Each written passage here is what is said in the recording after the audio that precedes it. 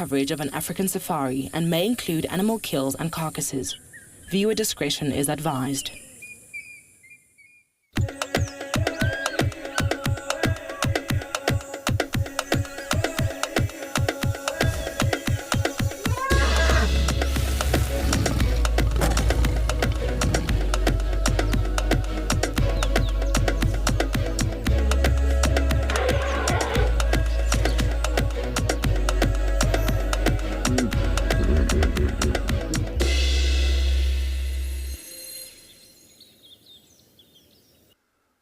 A very good morning to everybody. Thank you so much for joining us on our sunrise safari on this stunning Sunday morning. As you can see, the stunning orange colors coming through on the horizon, and the sun has not come up as of yet, but very soon. Good morning, everybody. My name is Cedric, and behind the camera with me on Wendy, we've got Muscles and Paw and his little Teddy. So yes, thank you for joining, and I'm hoping that we are going to have an amazing drive this morning. I'm sure we are going to get some amazing sightings as always. But it is a perfect start to the day with this sun that's slowly but surely going to appear for us in the next maybe 5 minutes. But for now, we are just going to sit here and enjoy those beautiful orange colors coming through, almost like a Fanta orange color. Gotta love that. But just joining us on our sunrise safari this morning. On safari, we've got Amy and Panda. And then our amazing team there in Johannesburg, our two directors for the morning is going to be Jared and Tadiwa. And our tech guru that side is none other than the Toes. And our tech guru here at Juma is going to be Max, also known as Showmax. But yes, this is an interactive show. So if you've got any comments or any questions, suggestions that you want to send through to us and have a chat with us, please go onto our YouTube channel. Make sure that you do subscribe or join our membership, and you can send all those comments and questions through. Or if you are watching on the Wild Earth website, make sure that you do register, so you can also send those comments and questions through to us. And I'm hoping that we can answer as many questions as possible. But my plan for this beautiful Sunday morning is I am going to slowly head down towards Treehouse Dam, that area. Maybe, I know that Tlalamba, that beautiful leopardess from last night, she was coming south. The usual route would have crossed over the big open clearing, coming into this area towards Treehouse Dam. So I'm going to go to that side very shortly. But for now, we're just enjoying the stunning sunrise.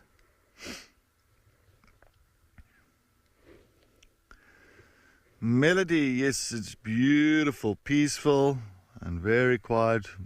Got some sound, I don't sound like a lilac-breasted roller that was calling in the background there. Not the prettiest of calls for the morning. We've got the typical noise, but it's got stunning colors.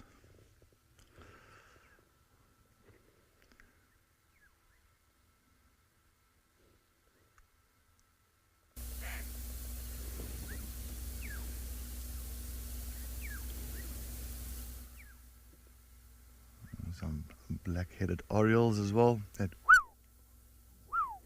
calling. Nice morning choruses happening around here.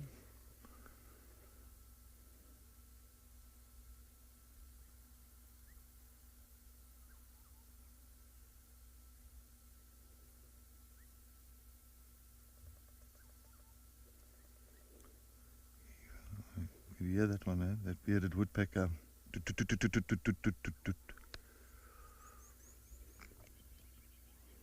Queenie, yes, thank you for joining us on our sunrise safari, and yes, happy Sunday fun day.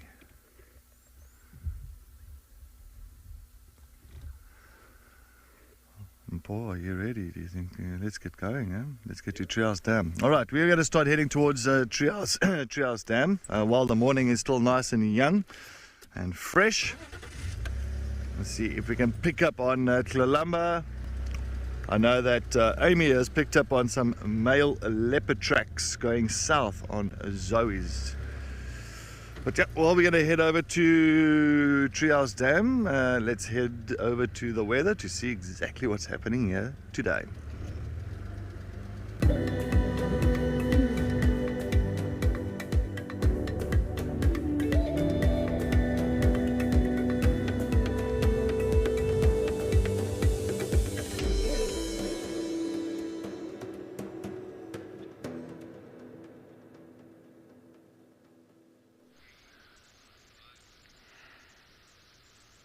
Good morning everyone and welcome to the Sentinel. We are starting off with some beautiful zebra walking right past the vehicle. My name is Amy and together with me today is Panda. There we go. Dream team back together again. Oh, they're walking now just past us to the left hand side. Is a bit tricky for Panda. I'm going to reverse. Hopefully we can have another look at these zebras, everybody. But I hope everyone is well. Everyone's had a good time overnight. Good evening or morning or whatever part of the world you are in. Just turning around, we can get them walking. Is that good, Panda? There we go.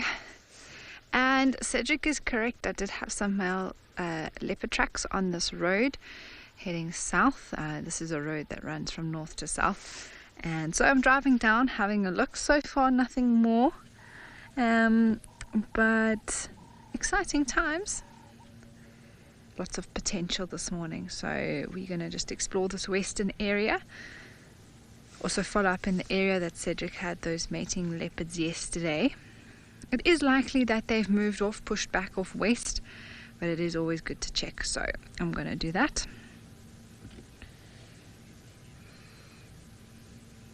Thanks, Darcy Miller. It is good to be here with you all. A new day, a new start. Not sure what we're going to find today. Seems like really all the sightings that we've had over the last few days have sort of wrapped up in a way. Kills are finished, animals have moved off. So it's almost a little bit of a blank slate for us this morning. So it's exciting. We've got to build up again, search out, look out for the animals, and see what this time holds for us. Yeah, all right. Well, they have carried on up the road. We actually found them walking towards us like that. And then they pushed off around us on the side of the road, and now they are carrying on. They obviously have an idea of where they want to go to those zebras this morning. I love a zebra. So wonderful to see zebra. I didn't see zebra at all on my last stint here a few weeks ago. So very nice to see, what were 4 or 5 of them walking up the road this morning. All right, Panda, I think we must carry on down the road here.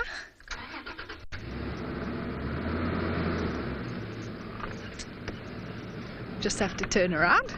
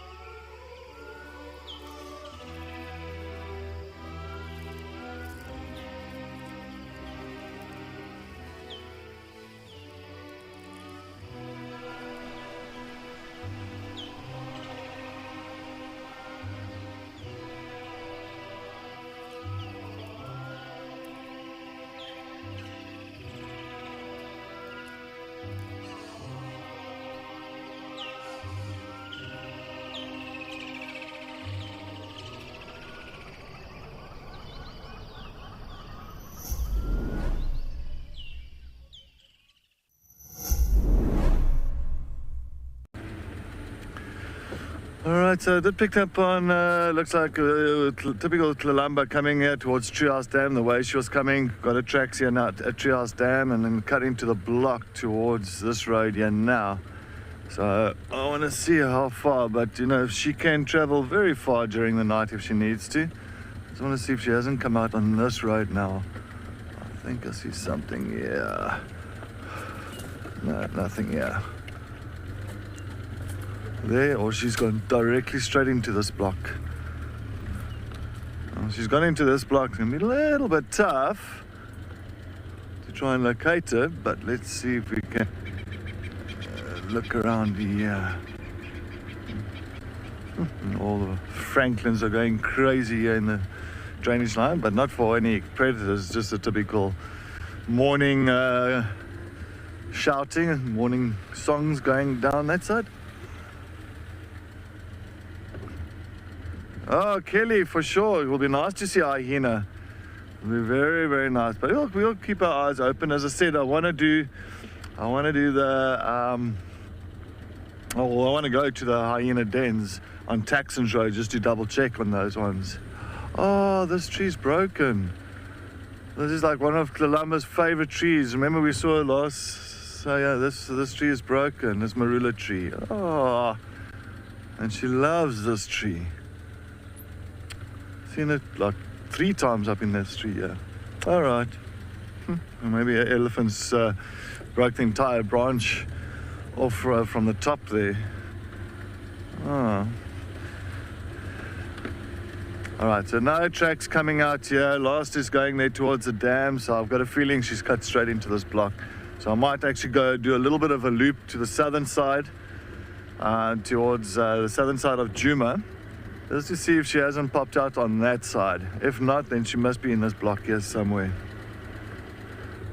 Somewhere.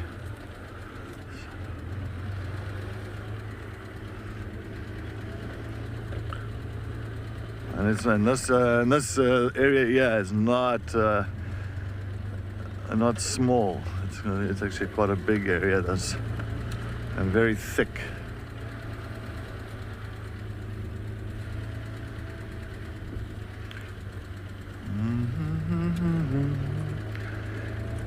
It's nice and fresh this morning. I see I'm pausing and getting another set of layers put on his body there.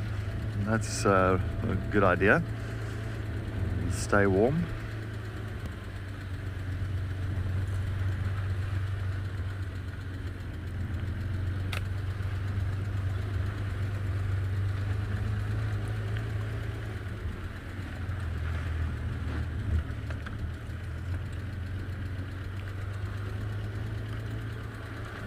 Sorry, I did not copy a thing there.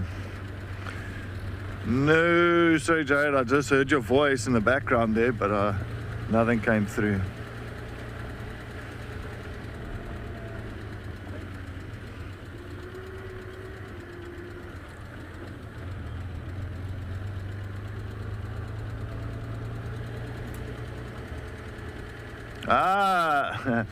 Agatha Krusty, yes, on a leopard snoop for Sunday morning.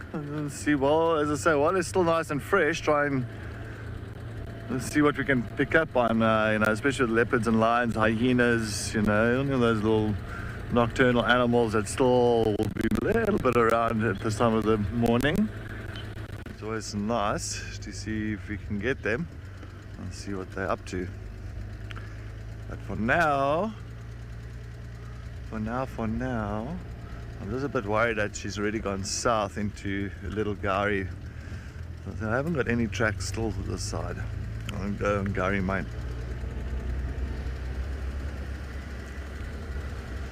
Alright, well, we are going to try and follow up on Tlalamba and to see if we can get lucky with her. I think let's go and take a look at a beautiful clip all about that leopardess.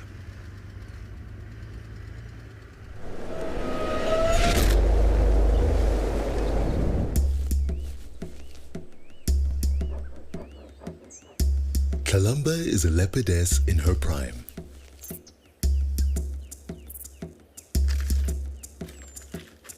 She is Queen of Djuma, daughter to Thandi and the late Duke Tingana.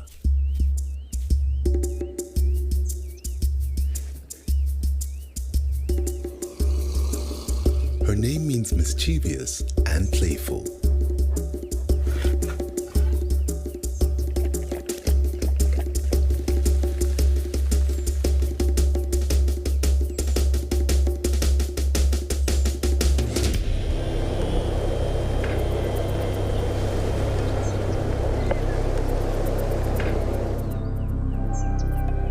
For the guides at Juma, Tlalamba is a tricky customer to keep up with, retaining her playfulness despite her maturity.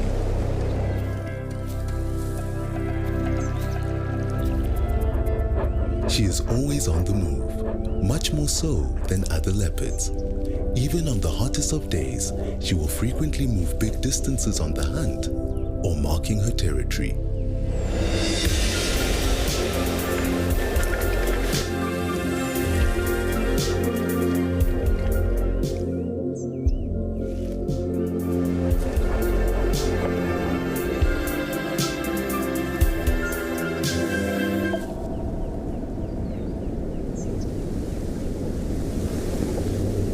Her life hasn't always been fun and games, however.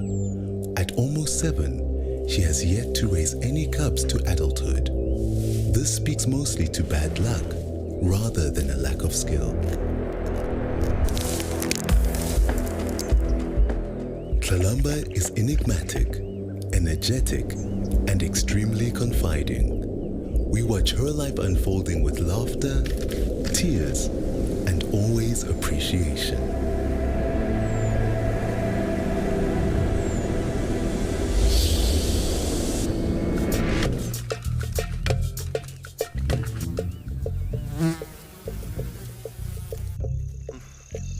But she's loving it. You can see she's even like cleaning her paw. Oh, she's eaten the whole side of the head, so the cheek, the eye. It's very much like a horror scene.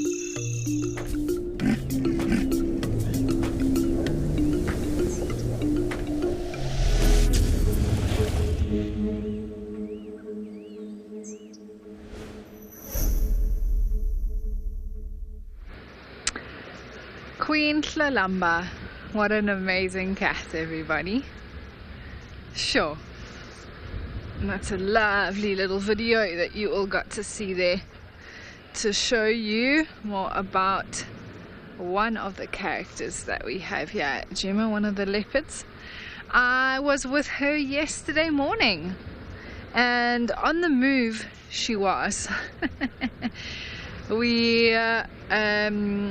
Aubrey found tracks, one of the guides from Juma, and yeah, he found tracks and they were going this way, then there was another vehicle circling that side. Anyway, she was on the move, territorial patrol, so I know all about the fact that she moves so much. And then eventually we caught up with her beautifully in that tree yesterday, which was stunning. So I did get to spend a little bit of time with her. And then of course Panda and Cedric had her last night, so she moved from where we had her in the morning. I think she rested in the day in that drainage line that I was talking about behind that big tree. And then yeah, Panda and Cedric bumped into her last minute leopard last night, which was very, very cool.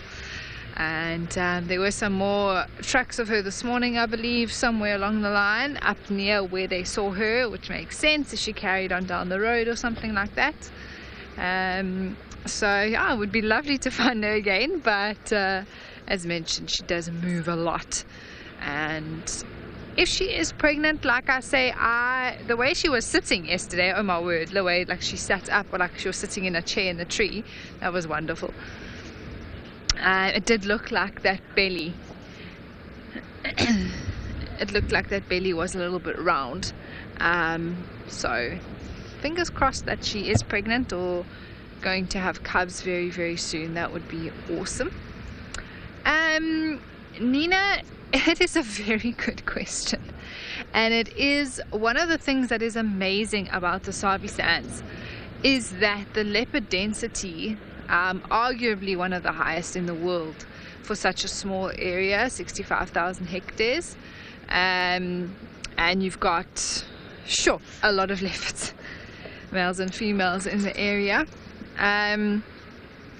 but it does happen. They do clash, and you do have females bumping into each other, males bumping into each other, or overlapping their territories actually. And when that happens, then there can be fights, and deadly fights, if one doesn't move off. And it's something that I actually haven't seen myself, but it did happen on a reserve that I was working on. Two females came into contact with one another and they fought. Like, it was very dramatic, and the one was quite badly injured from that fight and had to move off.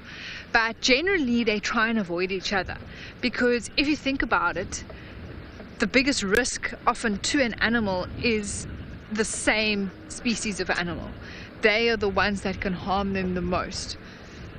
So it's really important. That is why they scent mark and try and steer clear of one another, so that each can have their own territory, and then they can avoid conflict, which is the ideal situation.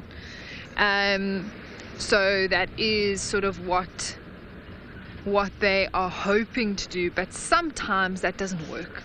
Sometimes they do clash, and that is when there can be quite intense fights between leopards.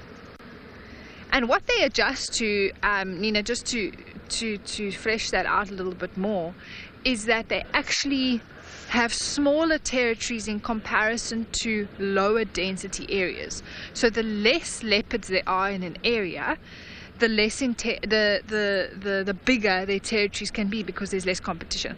As that density increases, they're actually forced to have smaller and smaller territories, so that they can, and also the area here allows for that because of the resources. There's a lot more resource available for these leopards.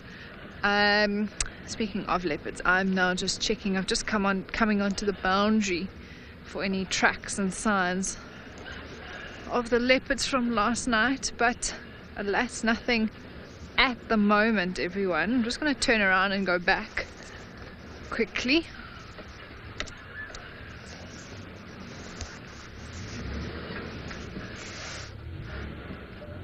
It might just be a bumpy up under.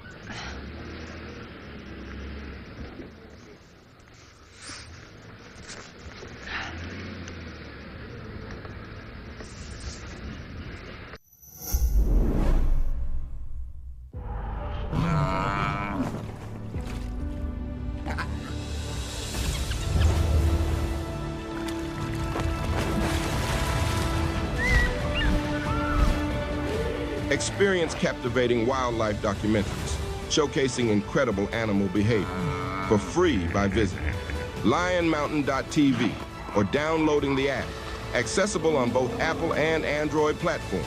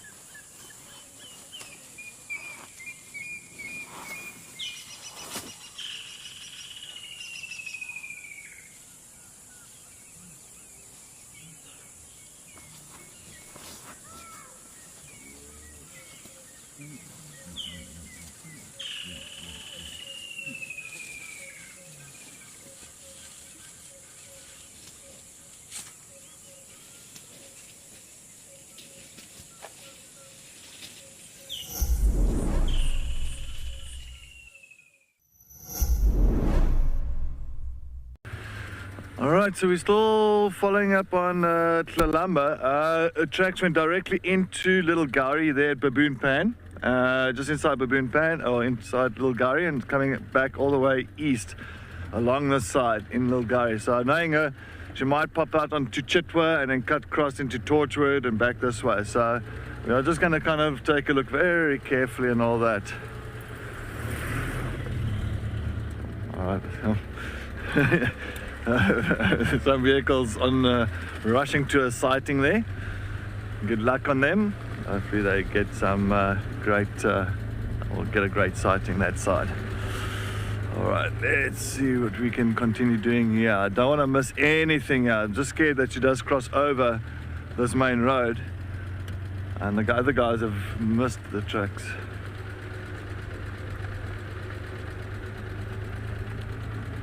Doodlebug, yes, so Tlalamba does look like Tingana. I think the older she's getting, the more she's looking like her father. She's really got Tingana's features there, but it's also she looks a lot as well like the typical Karula lineage. You know, that's a very short muzzle. That's what comes all the way from Karula, or from Safari, Karula, Tandi, all that small, short snouts.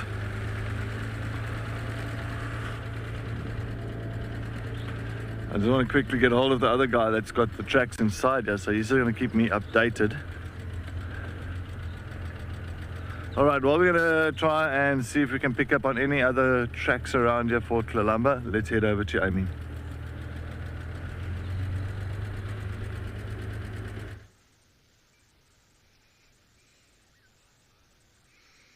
Good luck to Cedric. I really hope they do find Tlalamba. We have come very much to the area where those leopards were last night, and we have found a herd of elephants. This is beautiful. Oh, there's quite a few around, all starting their morning.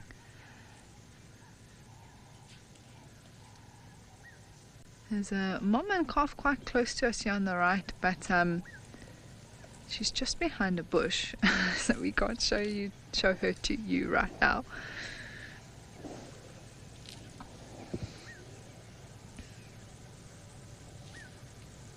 But a beautiful morning to begin with some elephants. Absolutely stunning. Oh, I hear a hyena in the background. I'm not sure if you heard or not.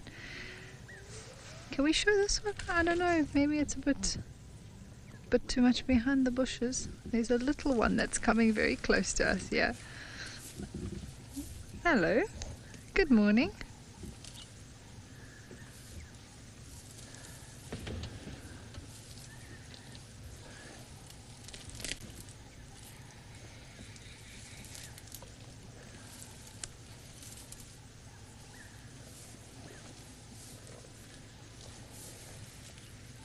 It was resting its leg on that bush behind there. And Mom's just behind it as well.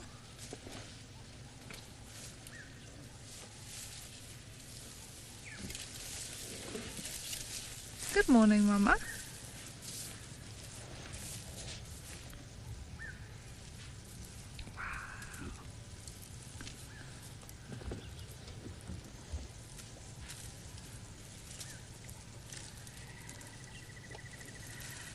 Queenie, I'm just as excited as your baby's coming now behind Mom.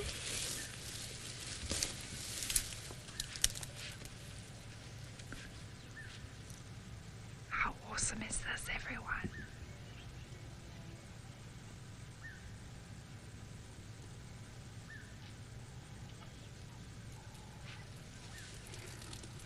Sure, that tree that she's munching on is called a buffalo thorn.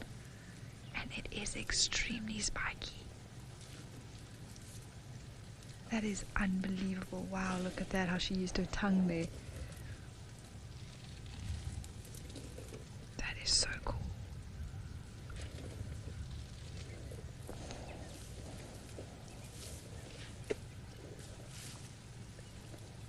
This light is just incredible. She's going to take some more of that very sharp bush. She's using her foot as well to help break it off. Do you see that? There we go. she has learnt the art of feeding.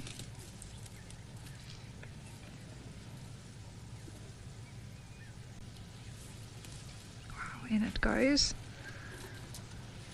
Oh, and a little scratch of the ear.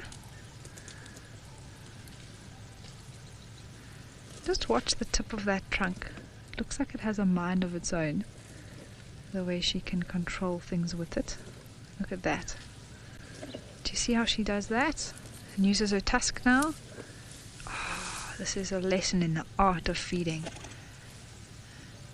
by a mature female elephant.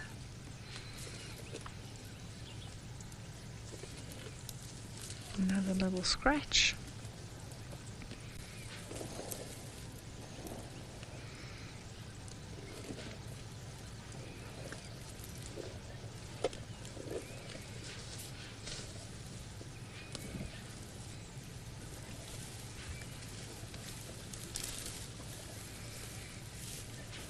Mary Kate, there's generally the fruits that an elephant would eat are also in the summertime. As she moves past, she might just give us a bit of a head shake, so that's pretty normal. But she's very relaxed. So things like jackalberries, they might even eat guarri berries. There's an elephant crossing behind us now as well. So generally, because fruits all sort of come into season at the same time in summer, there's really not much fruit around in the winter time. But they can vary their diet. So Marudas generally are fruiting from around December time or so. And then there's also things like figs from sycamore fig. There's also, like I said, jackalberries, which is another favorite of Ellie's. But because an elephant's diet varies so much, they can make up, they love the fruit when it is summer, but they don't need it. So as summer passes, there's another elephant that's just catching the morning sun there. Oh, beautiful. They adjust their diet from grass and fruit in the summer to more leaves, bark, roots, that sort of thing in winter time.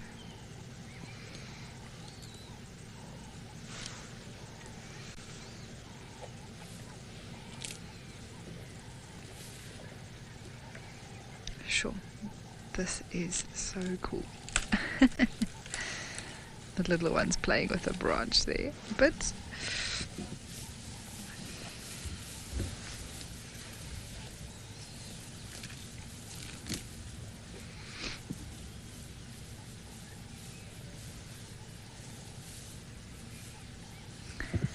Kirsten, elephantabulous. I haven't heard that one before, actually.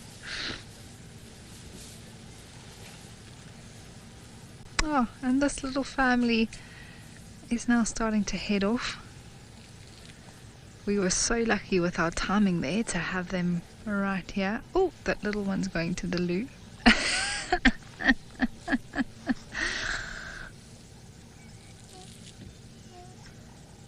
Whoops, there we go. Just going to reverse Panda, we can get another view of them.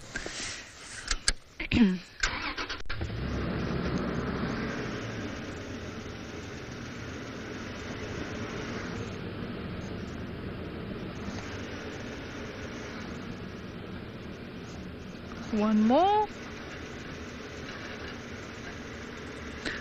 Oh, Metro. I think that's very possible, actually. I mean, just like us sneezing with different pollen, maybe they are also affected as well. There we go. We can get them coming across. Is that branch in your way? Is it good? Okay. And get them coming across this open plain. So I think pollen could definitely have an effect on them. I mean, why not? If it does cause some sort of a little bit of a reaction, maybe they'll sneeze. I wonder if I've seen an elephant sneeze before. Panda, have you seen an elephant sneeze before? I'm also thinking, I don't think I've seen a giraffe sneeze.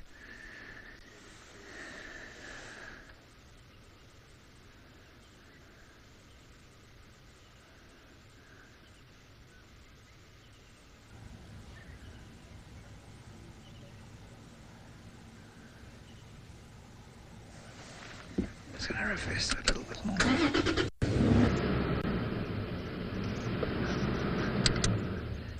There was that little stick in the way. It was irritating me. But this little family now is going to be heading off, carry on feeding for the day, maybe slowly. They're right on the boundary, maybe make their way onto the property to the west of us, find some water later on as it heats up.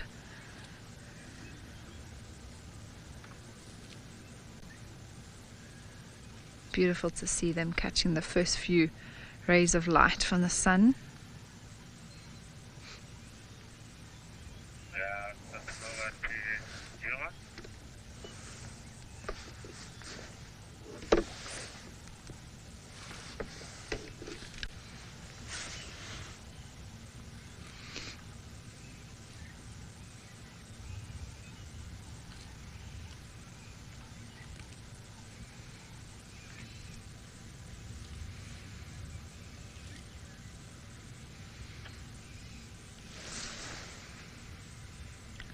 Guadalupe, indeed, it is so beautiful.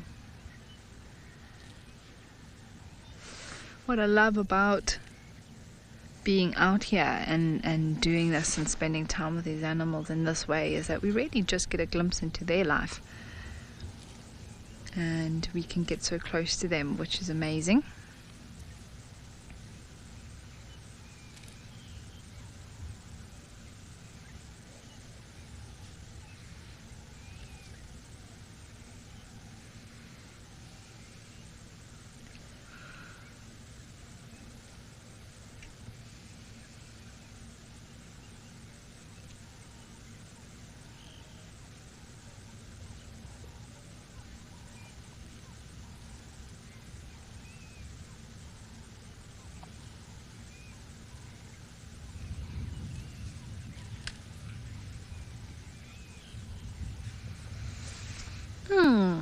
Elaine, that is, it's one of those things where there's definitely, they use the same sounds as such, same basic communication tools, but I think there's definitely something unique for each group in terms of they know when the matriarch is talking, whether it's her tone, whether it's the way that she uses her different sounds. It's definitely recognizable.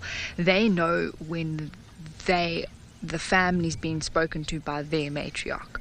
So whether that is considered an actual dialect, I'm not sure, but it is, each group has, I suppose, their way of talking to each other, and it can be recognized by that specific group, which is amazing.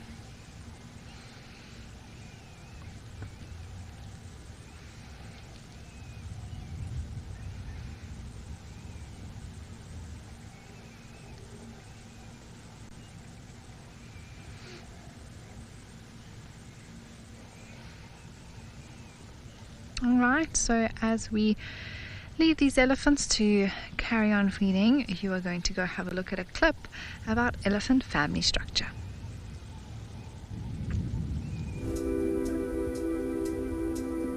Elephants have fascinated us for so long because they display the same social complexities and full emotional range of our own human species.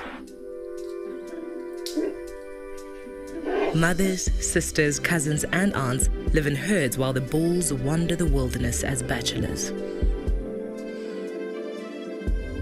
Cows live in the same herd from birth until the end of their life, some 60 years later. The herd is led by the oldest and wisest female, the matriarch. She's not only responsible for leading the herd, but also dishing out discipline to the often unruly teenagers.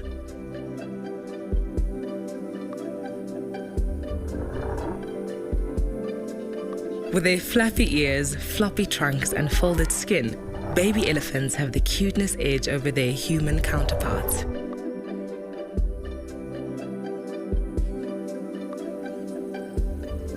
Like toddlers, they are playful, curious, and love rolling about in the dirt.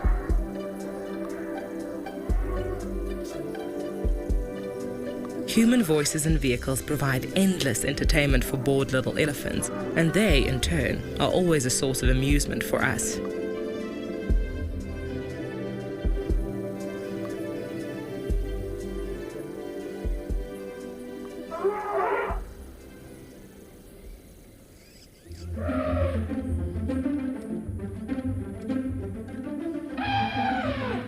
Exploring is the main source of calf entertainment, but it's a scary and sometimes prickly world out there.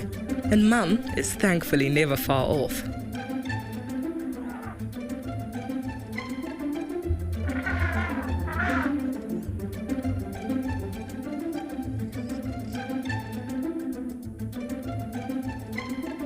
Bulls become boisterous when they hit puberty, and this irritates the matriarch. Once she's had enough, she will boot them out of the herd to find their own way in the world. Like playground bullies, the young males fight for dominance, sometimes with extreme violence. The older bulls live alone but mentor these young bucks. It is these fellows that are the ultimate gentlemen of the wilderness. Alright, sorry, just got a nice male kudu here. Oh, don't go. Oh, but look at those horns. We're going to see if we can get it. Unfortunately, this light is going to be a little bit bad, but a beautiful male kudu that's just feeding now behind one of those bush willows. And there's a female coming out there. A female to the left. And this beautiful male. Look at those horns now. Ah, coming to the light. No! Okay, we might get him now.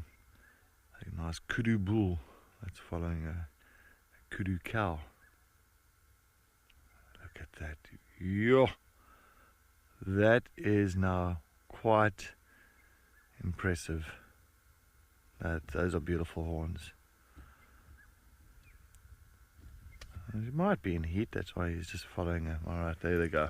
Alright, it looks like they've just gone further into the bush and out of sight. That's nice kudus for the morning so far. Alright, so update as well for the tracks of Tlelamba coming past Treehouse Dam. Went straight south, Gowrie Main, Little Gowrie, and she has not popped out onto Djuma as of yet. No tracks coming onto Djuma, no tracks going into Chitwa.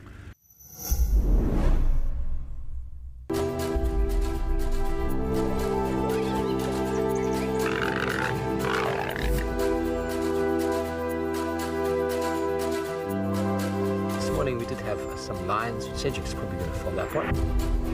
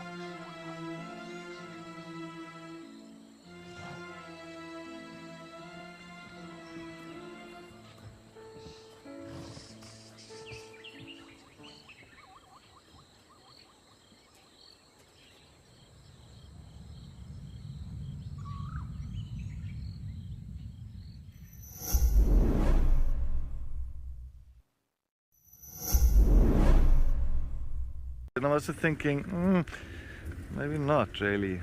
How would they actually find out if that leopard is, or that animal is pregnant by just looking at the scat or the dung or feces?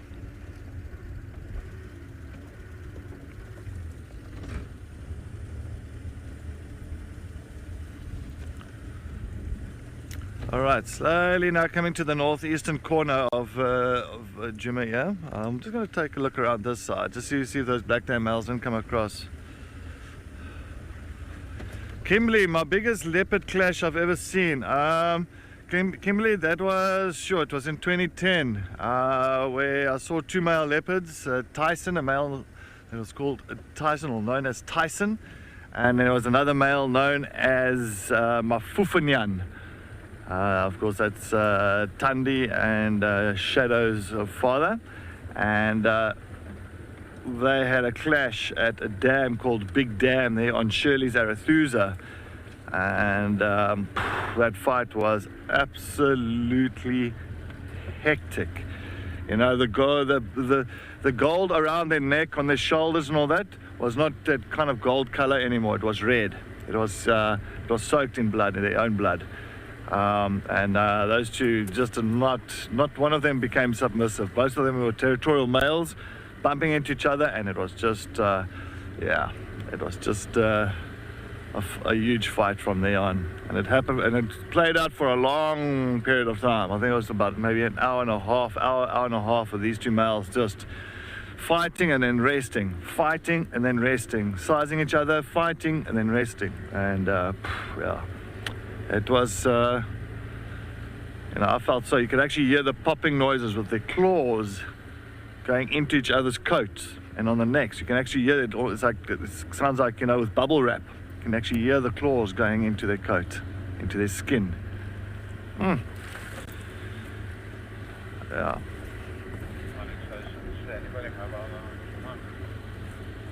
So yeah, that was my worst one I've seen. Think of another one now.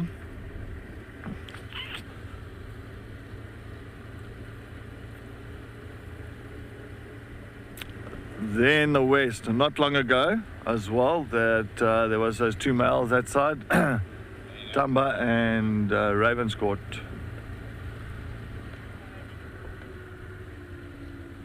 Oh, all right. Thank you so much, Jared. Okay, so they can test if the animal, the female, is pregnant by testing the scat and in the blood itself. All right, well, they do that at zoos. Thank you so much. Thank you. You learn something new every single day. All right. Well, we'll have to try and look for Tulamba scat now, We gotta get one of those little testing jars. No, I don't think it's that simple. I think you need the right equipment and the right formula. And Paul, important enough to pick it up. No, you can't, picking up scat with bare hands, not a good thing. Not a good, especially predator scat. Gloves. All right, slowly coming up to the dam here, Buffelshoek Dam. I'm going to go sit here for a little bit. I might pop my nose in at my ribs. I might go and pop my nose in there very soon, but let's first go and see what's happening around the dam area. Maybe get some elephants coming down here, maybe some buffaloes. We haven't had buffaloes for quite some time. Paul, since you've been back, have you seen buffaloes? Nothing, eh? No. Buffaloes, but they should be coming sooner or later. They should be coming into these areas. Winter time we get quite busy with buffaloes, so I'm hoping that that starts changing up a bit and we start getting those big herds coming through. That'll be very, very nice. Always love watching buffaloes coming down to water holes, to these dams for a drink.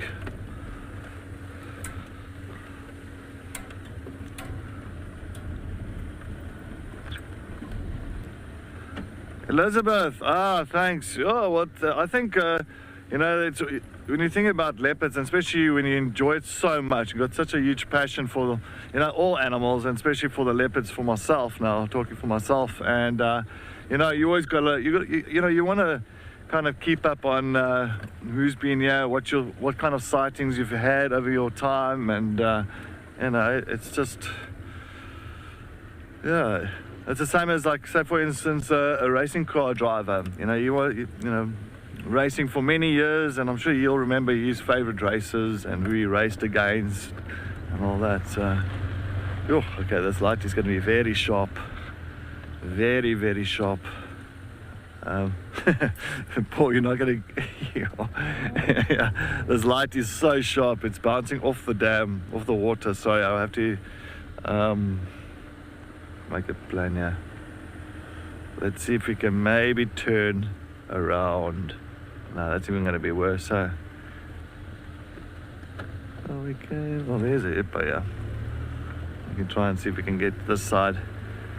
Sorry, it's just going to be not good for our eyes at all. And I can imagine him, Paul, he's going to have arc eyes after this. So I'm going to try and pop here, like this. I think this will be the best for now. Yeah. Alright, so we're at the Buffelshoek Dam. Beautiful, the water's like a mirror this morning. Not a breath of wind here. Alright, as you can see, there's got the one hippo still here. It looks like the rest of the pod has moved on to other dams. There's nothing at at Gary Dam. That's one of the dams that's just to the east of our camp. So I think maybe the rest of the pod might have ended up going further north from Djuma into Buffelshoek. And so there is one or two big dams in that area. So less stress for them all being at one place.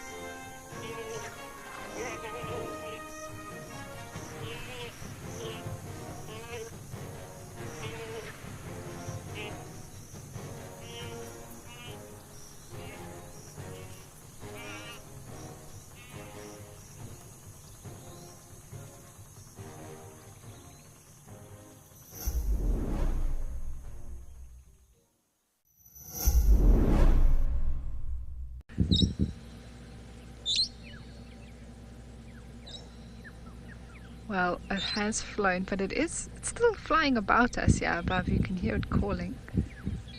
Ah, off it goes. Sorry everybody, we had a brown-headed parrot there for a brief moment. Actually longer than what I expected. Sometimes we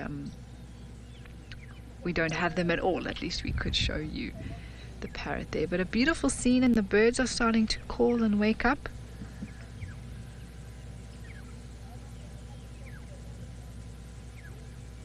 You can hear a black-headed oriole in the background. There's an emerald spotted wood dove.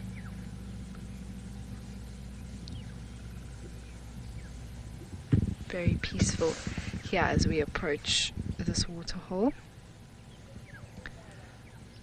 Don't see any other birds right now, but I think let's go closer to the water and then we'll see if there's something else that we can show you all.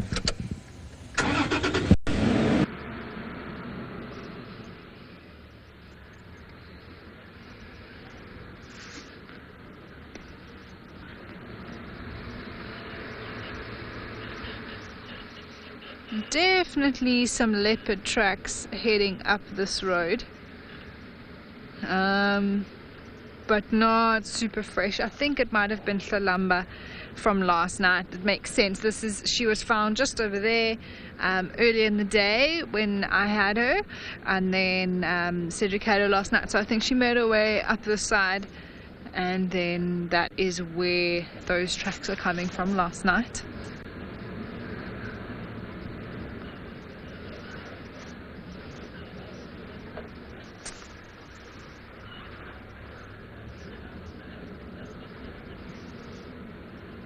It's a little bit bumpy here everybody, so just hang on.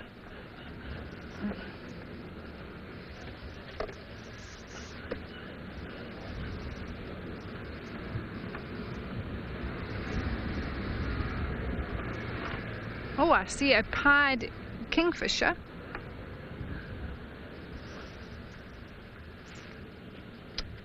Oh, it's a pleasure. There's a pied kingfisher hunting. At the moment, they just landed on top of the log, and then it was hovering and hopping into the water. The bush keeps on teaching us. There's always something to learn. I'm glad that you can learn, but also even us out here, the more we observe, the more we watch these animals, the more we research things, the more we find out, which is also, there we go, it's hovering again. Let's see if it's going to catch something.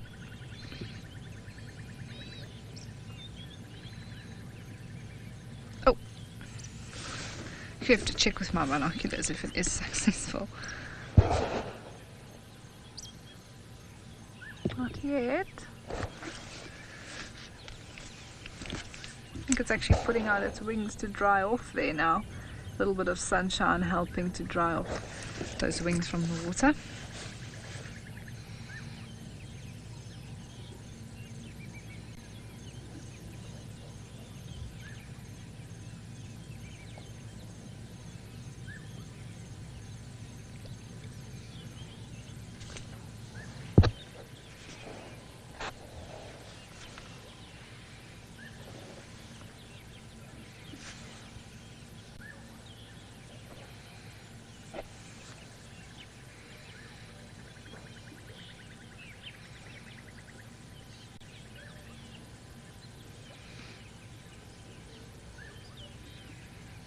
I love kingfishers. They are such awesome birds. There's such variety amongst that group.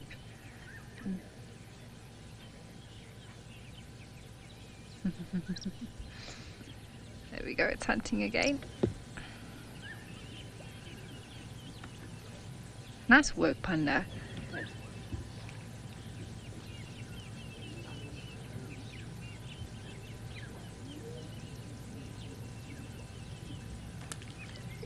This kingfisher is on the hunt this morning.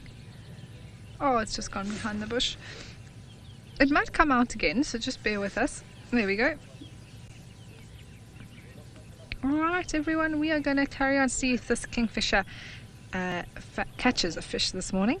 and let's send you over to Came Cedric. back here to my ribs, as you can see. He's moving nicely, not too bad at all. And he's just moving around here on the one side of the bank, and looks like we just got his little tail showing out here. So I just came in here just to see how he's doing. And yeah, he looks very perfect. As we got here, he was lying down, just watching, catching flies, doing his normal thing, this young male leopard, and now he's gone. All right, done.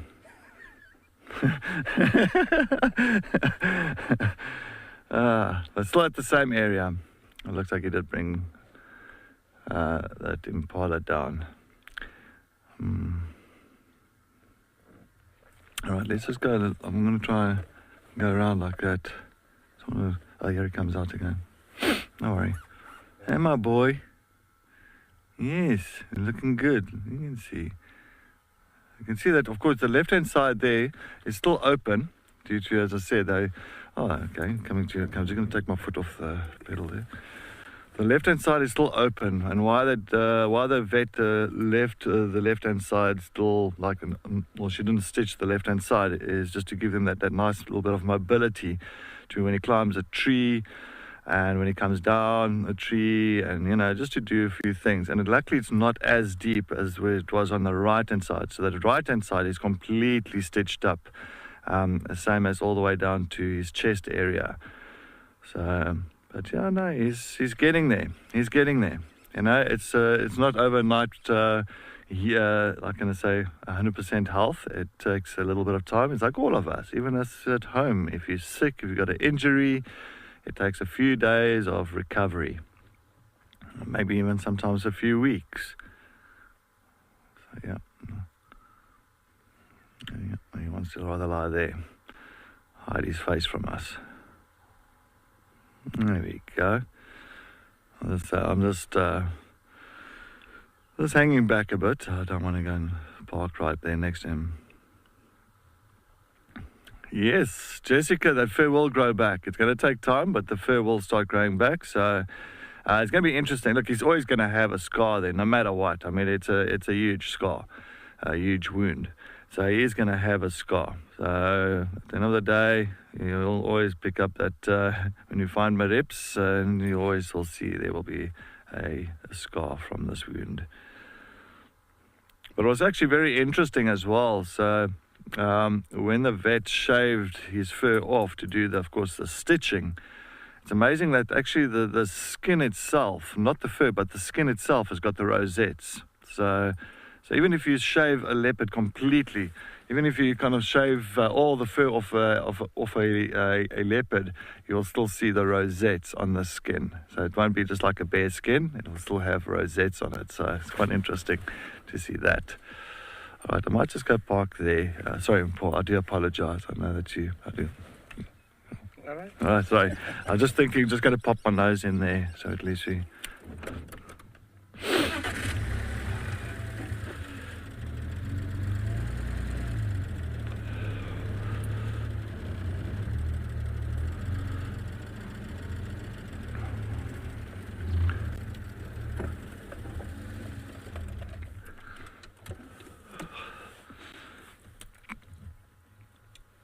Virginia, yes, no, he's looking good. You can see what he's doing now. He's just busy licking his wound. Always very important. I think, like dogs and cats, a lot of healing agents in their saliva. So by licking your wound and all that, it's just keeping the wound clean, first of all, and second of all, just to kind of heal up much, much quicker. So I always say licking your wounds. And that's exactly what Lips has done. You can see his belly's still nice and full, so he's still been eating as well. Very important. That's the main thing. As long as he's not losing body condition, he's picked up some weight. So the vets told us as well. So his weight is between 51 to 55 kilograms at the moment. I said 51 when James and Steve was with him, and after eating and getting a little bit of gaining weight, he said I think that he's put on at least maybe a good 2 or 3 kgs on top of that, and which is very good.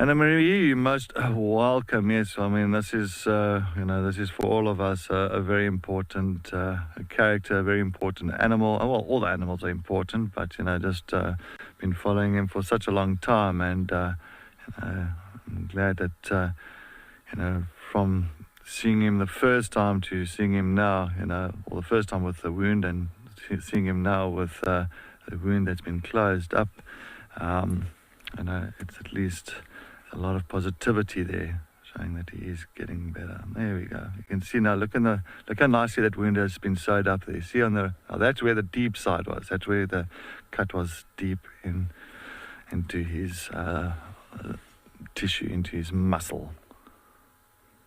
A little bit itchy, of course. Like when you got a cut and all that, it's always going to be itchy, no matter what.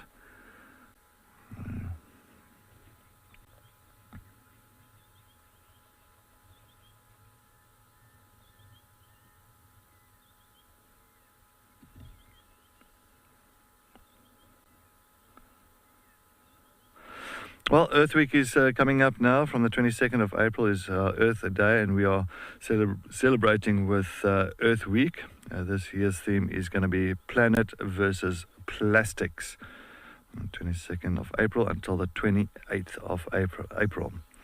We will play out one stunning insert per day of Earth Week, and of course from tomorrow, Monday and Tuesday, you will see us going live for the sunset safari only. Not for the sunrise safari, but for the sunset safari. We will go live tomorrow afternoon and Tuesday afternoon. Hey, my boy. Yes. It must be so itchy. Don't worry, you're getting there. You're getting it. You're a strong cat. Oh, don't scratch it. It looks so sore when they scratch it.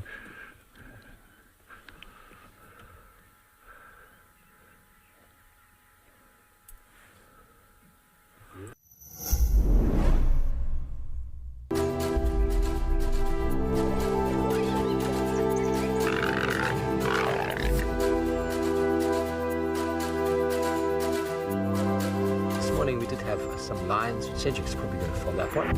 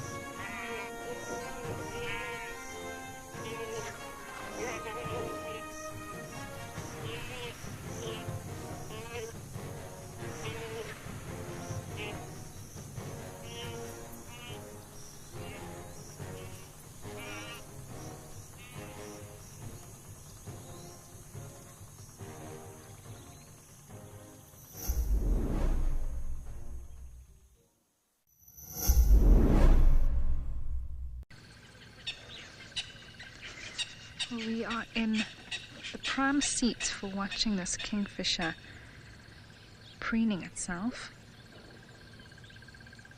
This is absolutely fascinating. How awesome is this panda?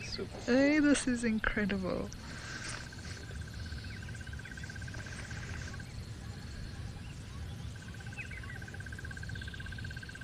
What it's doing, everyone, is it's getting oil from its preening gland. It's applying it to its feathers with its beak. It's shaking its feathers out, realigning everything to make it perfect again. It's done a lot of hunting this morning, a lot of diving down into the water, trying to catch some fish.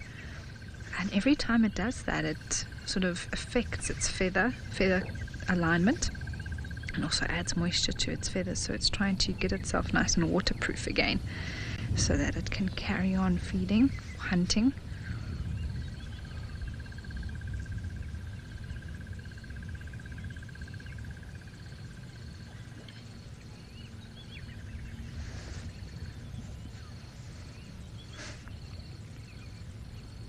Also using its feet to scratch.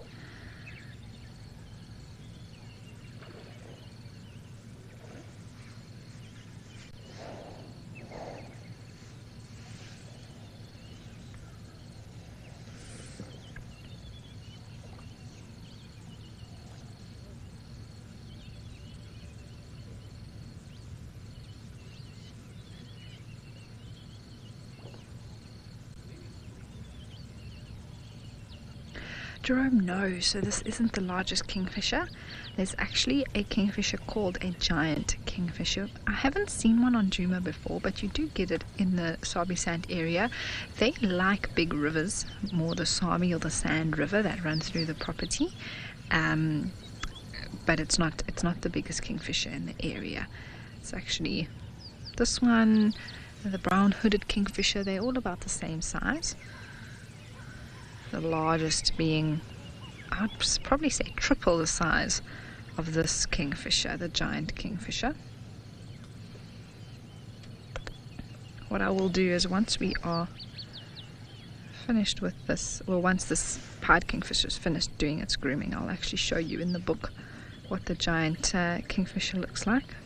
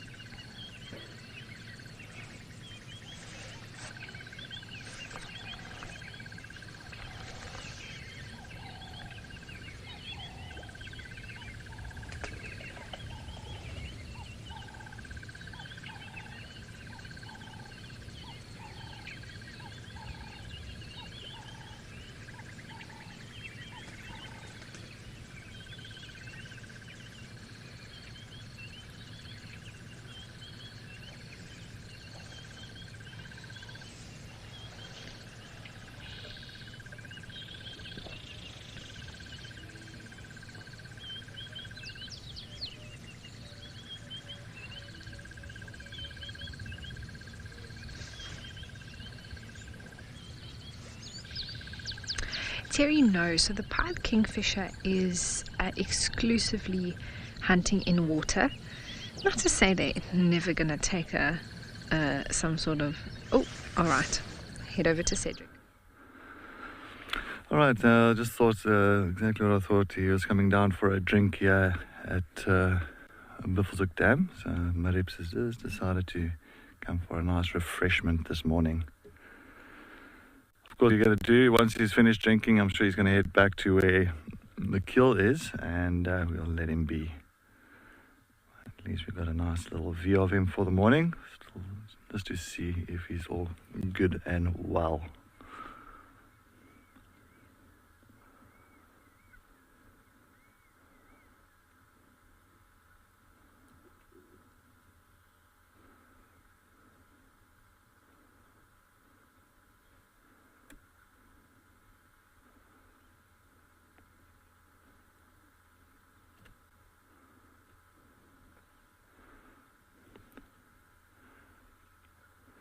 Lenny, so how do they get the impalas up in the tree for them? They chase them up there. No, joking, Lenny. I'm not too sure. I think they just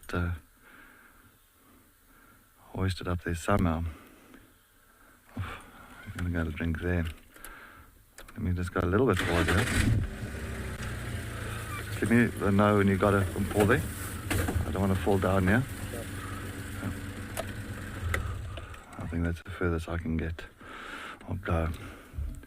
Any further, we're going to be joining the big crocodile here in the dam.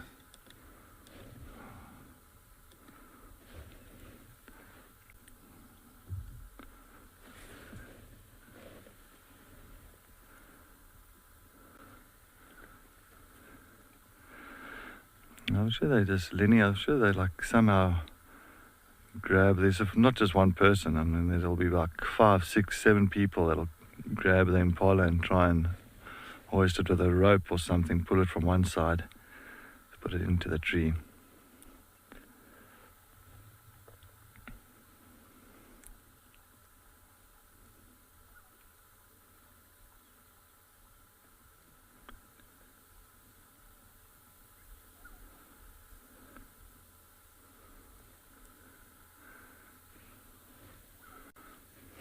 Yeah, Michelle, the croc. But I'm sure, one thing, he's lucky he's in a little puddle far from the main water.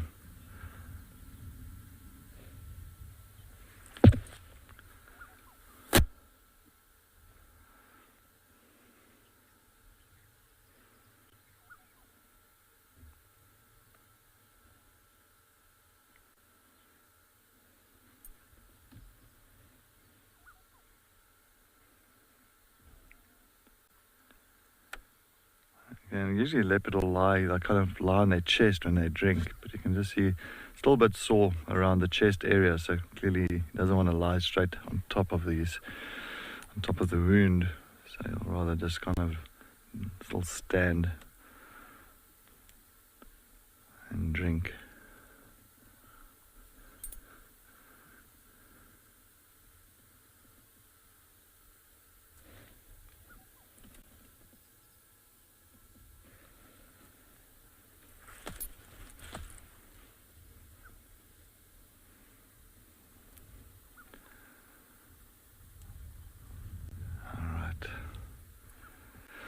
All right, so we're going to let him go and do his thing and all that, and at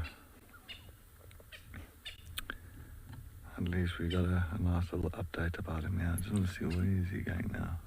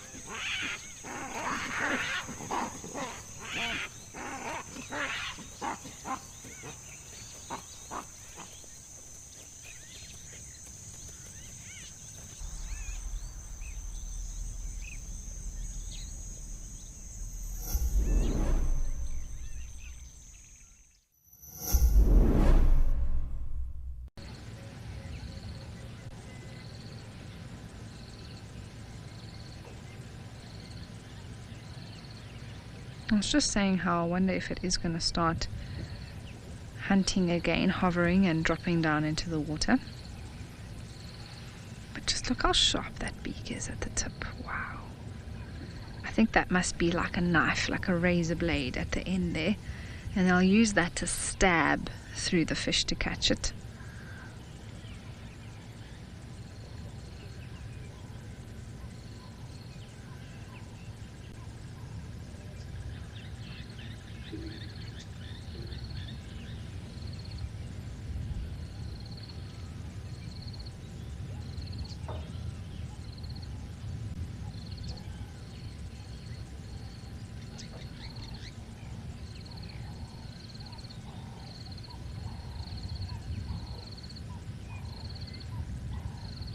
Oh, still a few feathers that need to be put into place.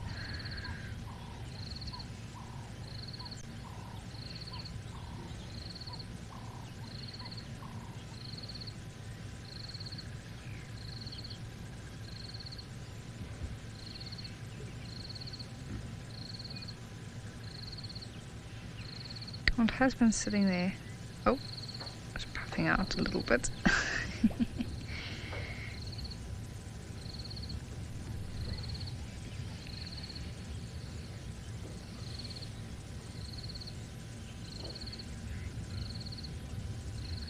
David, yes, absolutely. It is being very thorough. Really, it's making sure that it's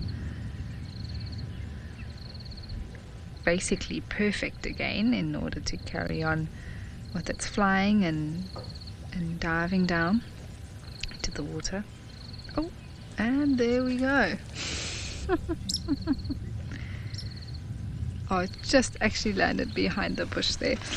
Well, this is a good opportunity for me to show you in the book. I don't know what the lighting is going to be like. Is that okay, Panda? So here in my bird book, I can actually show. Let me hold it like this. So here we have the pied kingfisher. That's the one we've been looking at here. And then just next to it is the giant kingfisher, which is the largest that we get here. So those are the difference.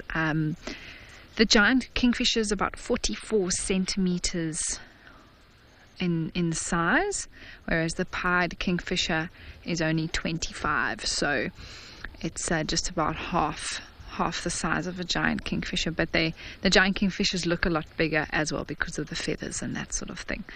But yes, in comparison, it's a lot larger. So those are the two that I was speaking of.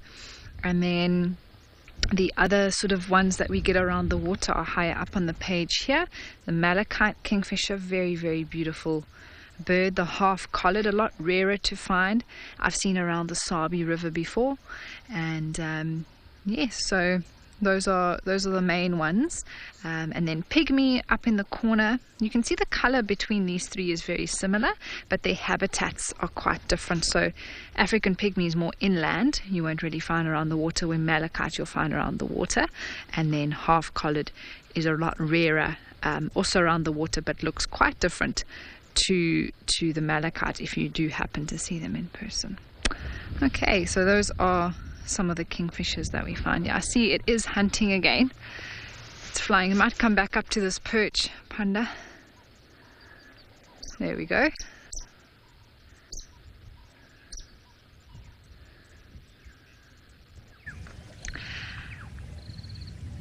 Anime, no, actually. I saw a woodland kingfisher the day before yesterday, but they are far less around, and also they're not calling at all. So there are still a few that haven't left yet, but it will be very soon now that they will all be gone. I would say usually the latest I've seen one in the past is like the first week of May, but they are starting to move and leave and head back up more north into Africa.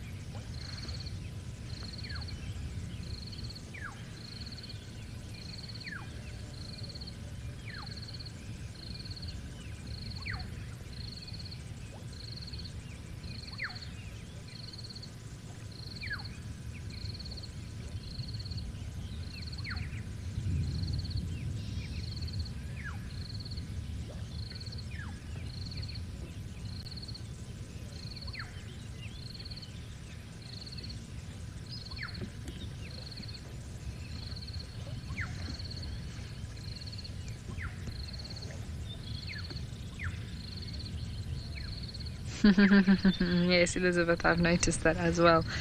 His little tail's flicking almost every 3 or 4 seconds.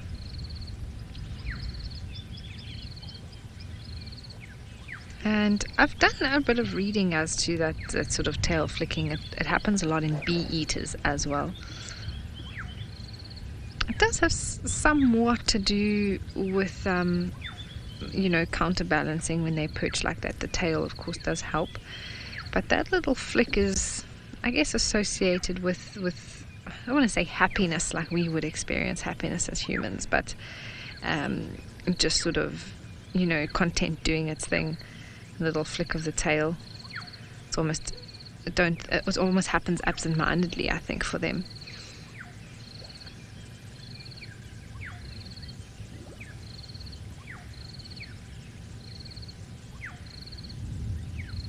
Almost like a dog wagging its tail.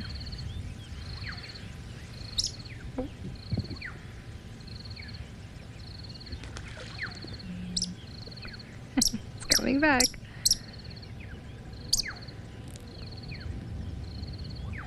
I really wanted to catch something now. I feel like it's really trying hard.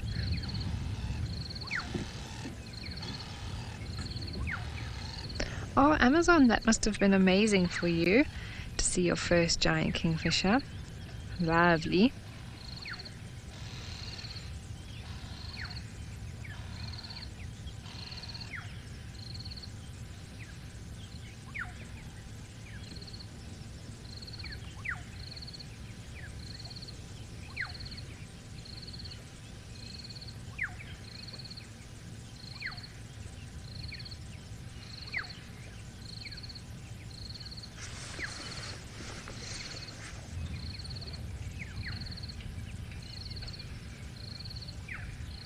Alright, well, we are now offering you all a YouTube membership program, and there are some great benefits to joining, and the best one being that you get to view all our content ad-free, as well as being able to rewind and pause as you are watching.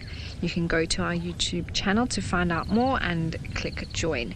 It's a really simple process, and if you are on DSTV, please consider coming across to YouTube for an ad-free experience at a fraction of the cost. All relatively new smart TVs have the YouTube app, and you should be able to join and set it up quite easily and still be able to view all our content without any ads.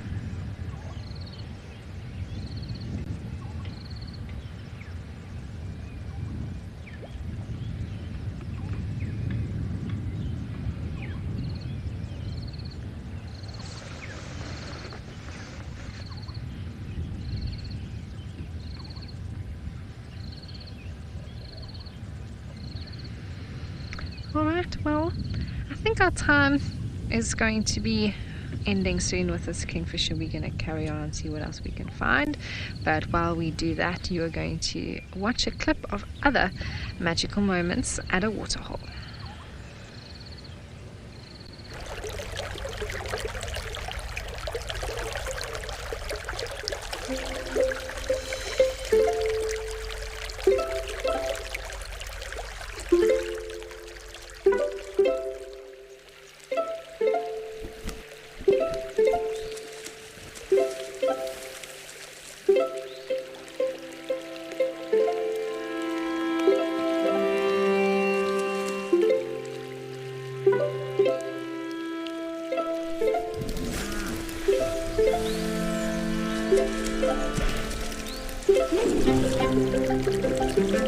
Waterholes are nature's gathering points for friend and foe.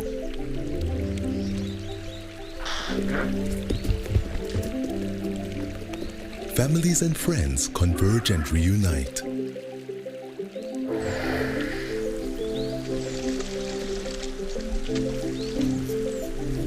Others seek relief from the midday heat.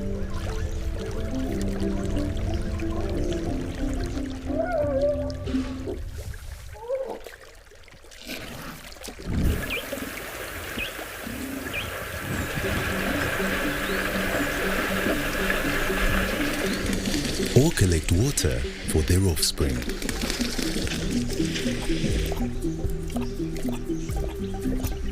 Some must drink daily.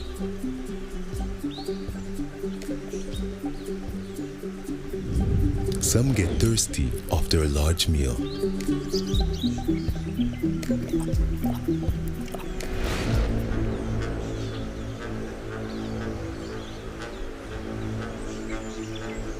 Murky water can be camouflaged.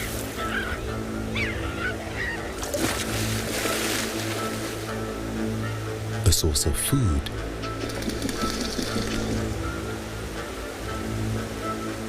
And sometimes safety.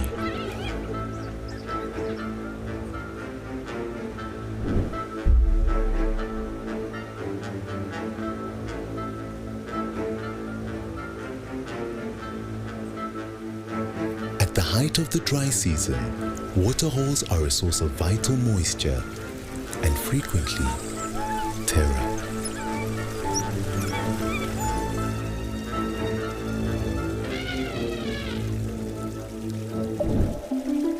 Whatever the season, waterholes provide a sense of peace, wonder, and wilderness entertainment.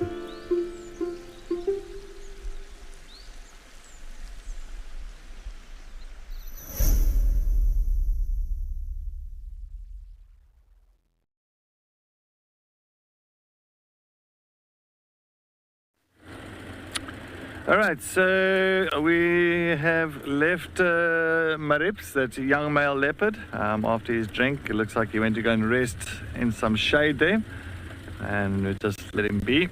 And we have moved on with our safari. But yes, waterholes can be quite amazing. I always believe sitting at waterholes, especially when you get to these dry times, winter time, like from now on, start heading to waterholes, start sitting around at little pans and dams, the rivers. It's amazing what you can actually see there if you sit there for quite some time, grab your binoculars and then just start scanning the area. You know, all different birds and insects, mammals coming through. I love waterholes. Oh, water is life. You know, water is a necessity.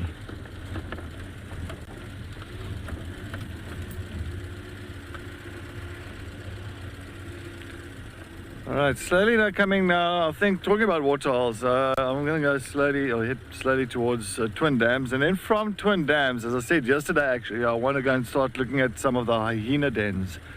A lot of hyena tracks were coming down and up from Philemon's cut line towards Taxon to some of those den sites. So I am going to go and take a look there and start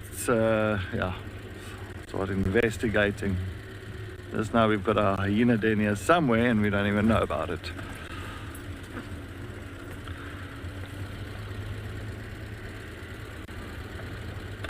I miss a lot of those hyena characters.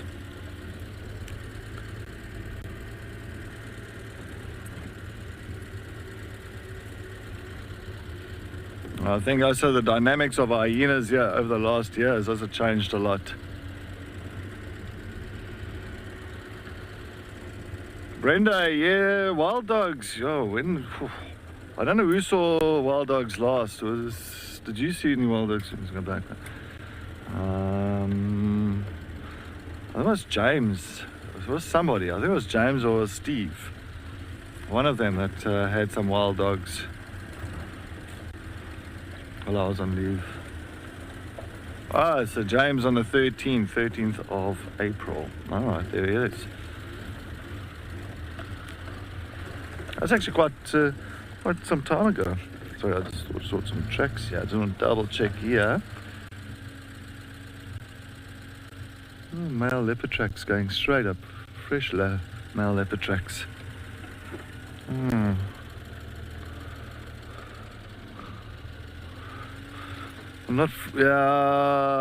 No, there's bird tracks all over it. Okay, it's not that fresh, sorry.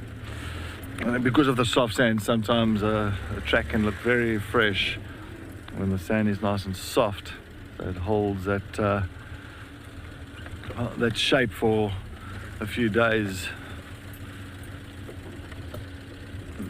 But as soon as you see squirrel and mongoose tracks and bird tracks on top of the leopard tracks, and you know that nothing too fresh.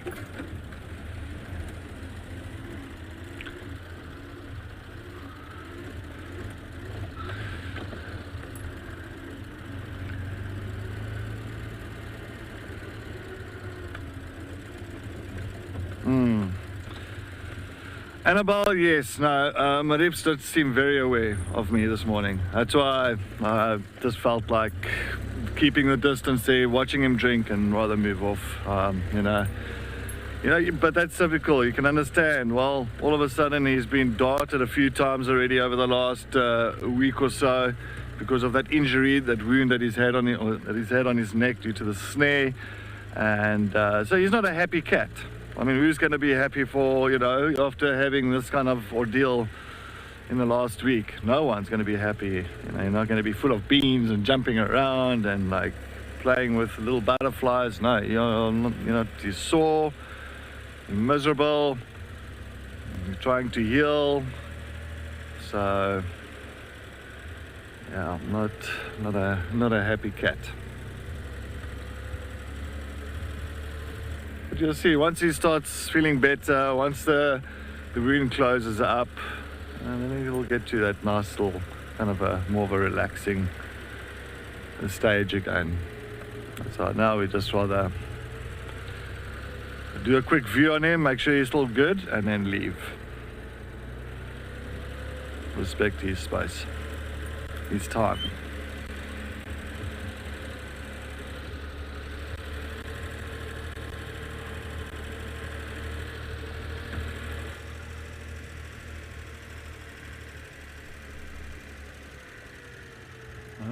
Sorry, I don't want to jump off here. Look, I've got some cat tracks on the road here.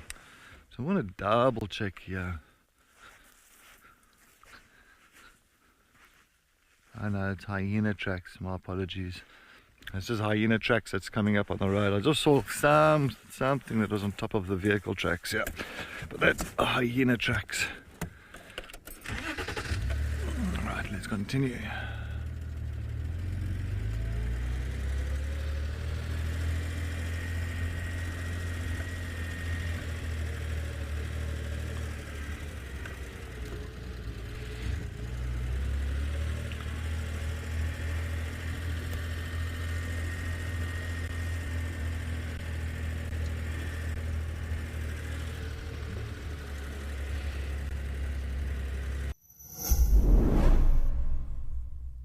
We have an exciting announcement. Wild Earth is launching a YouTube membership program. For a nominal monthly fee, members get an ad-free channel, prioritized questions, early access to videos, and many more perks. You'll get fun features like badges and emojis that'll make you stand out in the chat. YouTube memberships will help us to continue with our mission of connecting people with nature while giving you access to lots of our amazing content.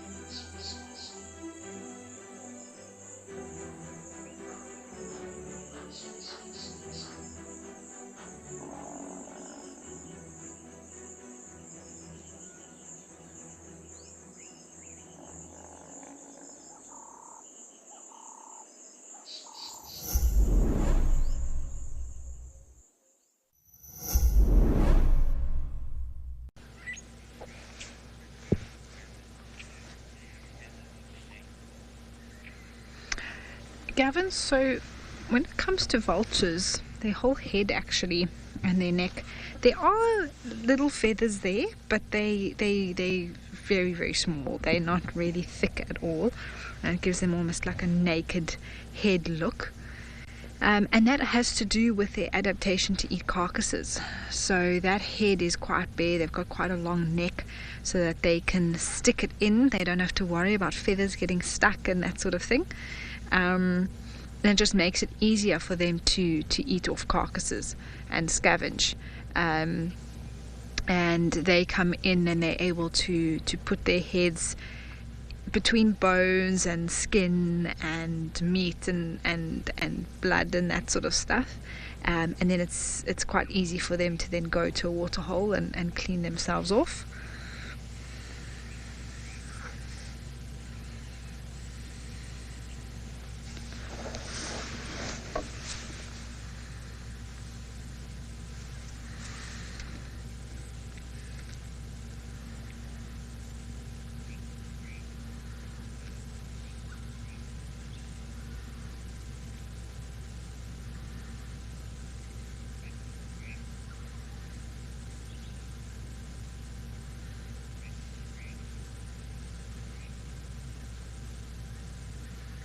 And all vultures will have that very similar look and shape to them. The whiteback's the most common that we see out here, well, the most regularly.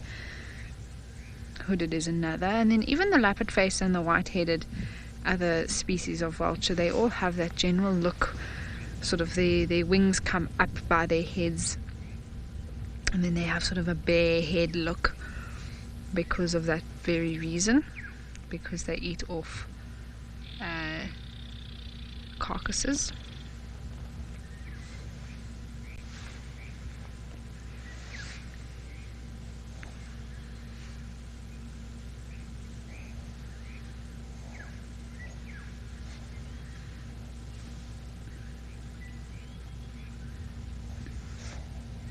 As I said, they won't be here all day. Once the sun is already starting to warm up, I think it's just about time for me to take off my jacket. And then they'll start flying, soaring in the sky, being on the lookout for something to eat.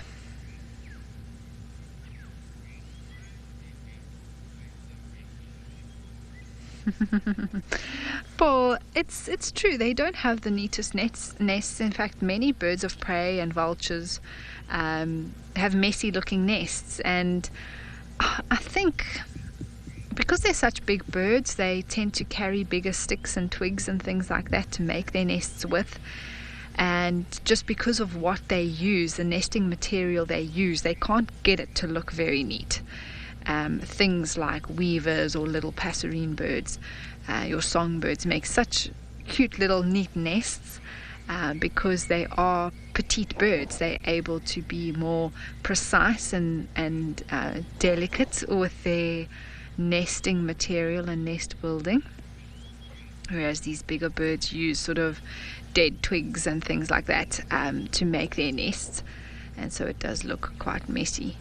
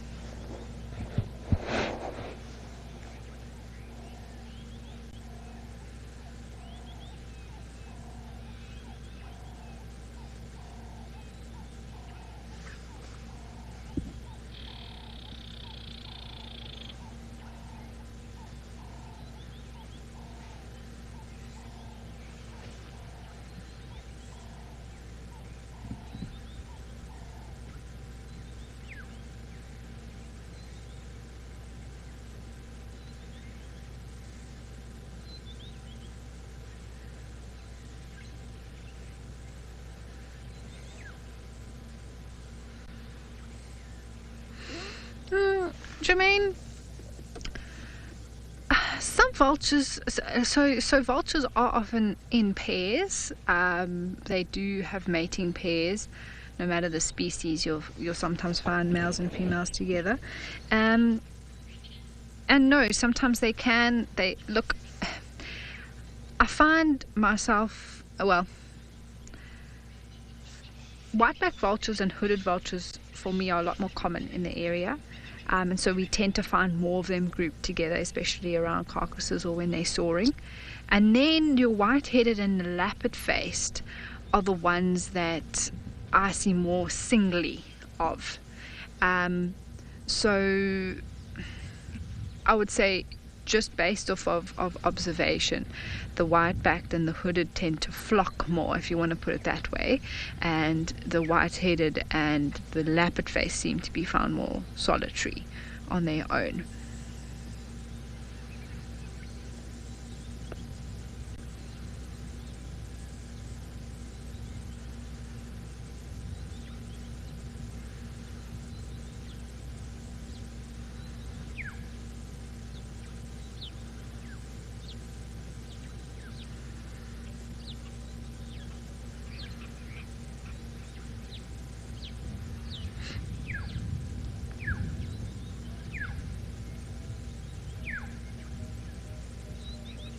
Can you hear an emerald spotted wood dove in the background?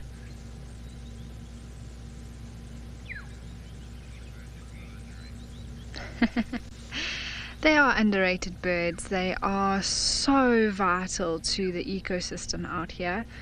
They do have a bit of a bad reputation and very misunderstood, I think, just because of their association with death, carcasses, things that, you know, no one really likes so much.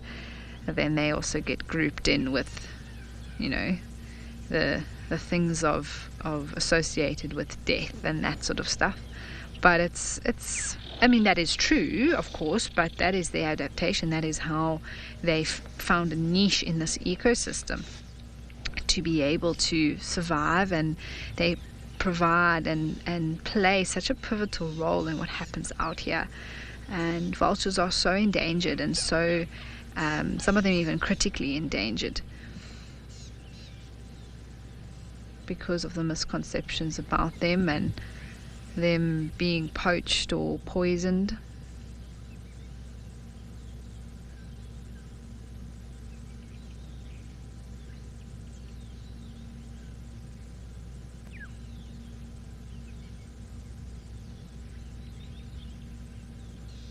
But I'm glad in the conservation areas that there are around the world for vultures, that there are being efforts made to help preserve them,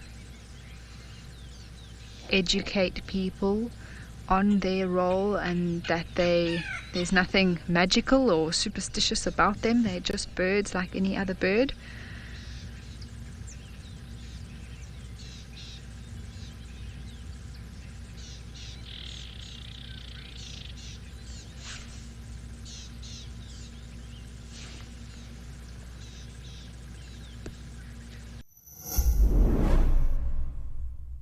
On the 30th of April, Wild Earth will be coming off the DSTV platform. We want you to come with us into a more sustainable future. How, you might ask? Well, YouTube is a brilliant way for you to enjoy the live drives. Come to our channel and you can enjoy the live drives for free. Alternatively, join our membership program and you'll get an assortment of other wonderful perks. We'll see you on YouTube.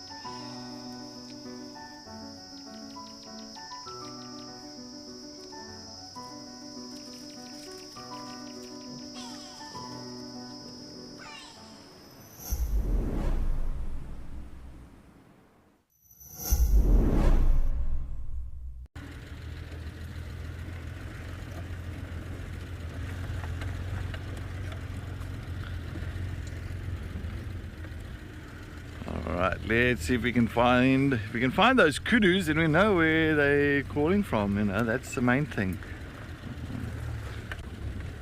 And if a kudu is alarm calling, then you know that they are seeing something. It's not like just a, how can I say, a false alarm call. It's usually with kudus, bushbuck, nyala, monkeys. They usually always tend to, when they alarm call, they tend to be, well, they make sure about what they're seeing. Like impalas and that, especially impalas, squirrels and franklins, they'll alarm call for anything. Even for a little slender mongoose that's running around.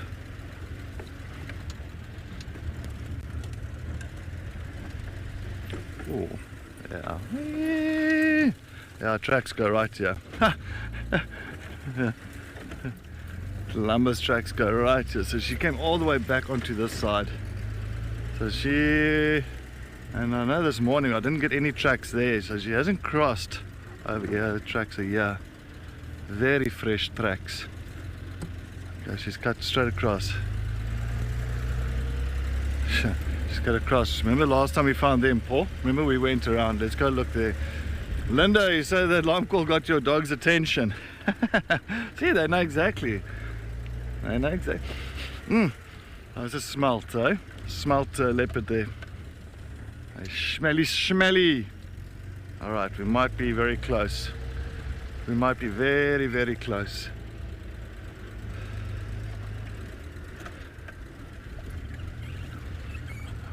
I think she's cut there.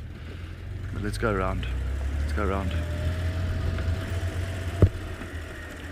Alrighty then.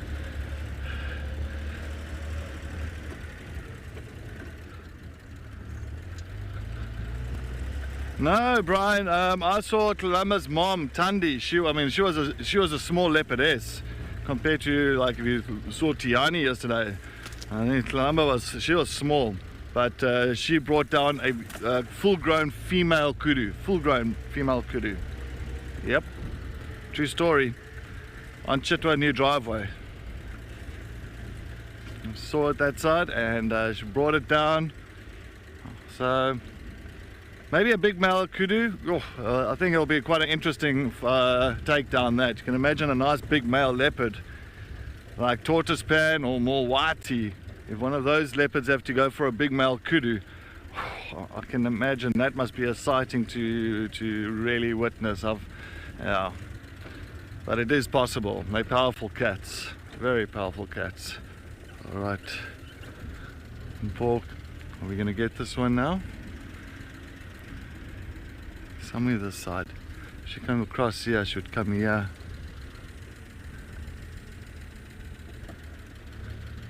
Come on, well, she must be lying in a nice marula tree for us. That's where she must be, waiting for us somewhere.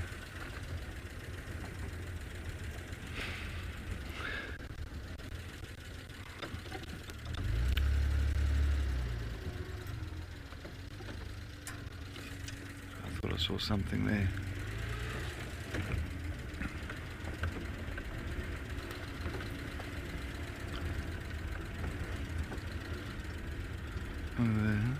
She would have cut across. So sometimes, unfortunately, this road here is very hard, very, very hard. So if she cuts, you know, sometimes Lama doesn't like to use a road, and she cuts straight across. You won't even. Oh, that's a big animal. It's a giraffe. Hello! A nice big male giraffe. You can see walking. And the light is a little bit bad at the moment. And he's going to go and hide behind there. Wow.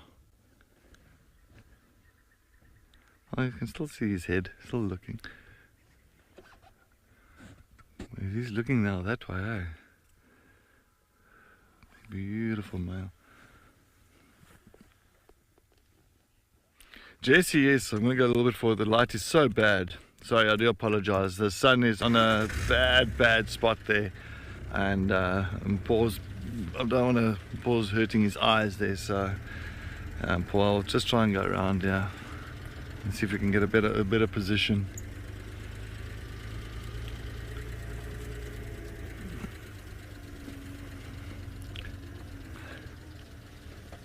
Better that way?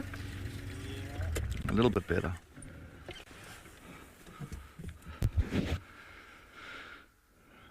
There you go, mister. Got a nice oxpecker right on top of his ossicones.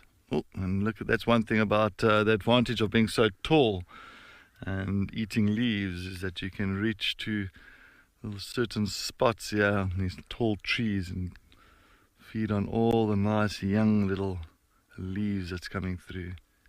He's looking at something.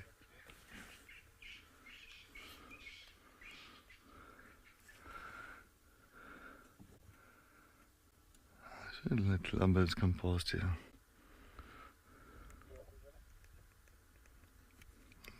Standing by. Oh, sorry, I thought somebody was calling me. But you can see, not even looking at us, looking away.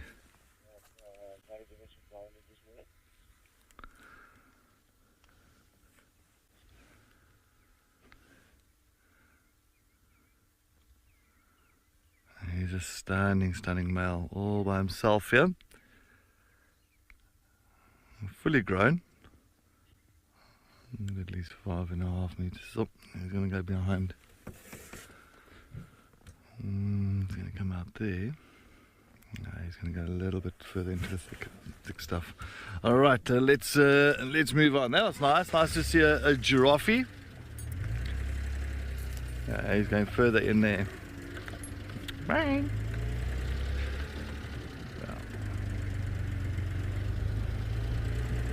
Oh yes, Betty, for sure. Remember that time we found Moati? He helped us. It wasn't long ago. It was about a month ago. Remember, on Vubu Road, and we were sitting with a giraffe. And next moment, he was looking like seriously onto one spot, and then we knew there was something there. And boom, there was a male leopard, Moati, popped out there for us. And not once. That's happened a few times. Lions. Leopard, they will help us on that. They will help us. They don't make alarm calls, so they don't do like impalas and kudus and all that. They will just kind of, yes, kudus. Talking about kudus, yes, kudus, right here. Alright, so yeah, is a male and a female kudu. So now I wonder if it's not these two that were actually alarm calling a little bit earlier. Very, very possible. And you can see the male looking straight to the left there. But, oh, he's got beautiful horns.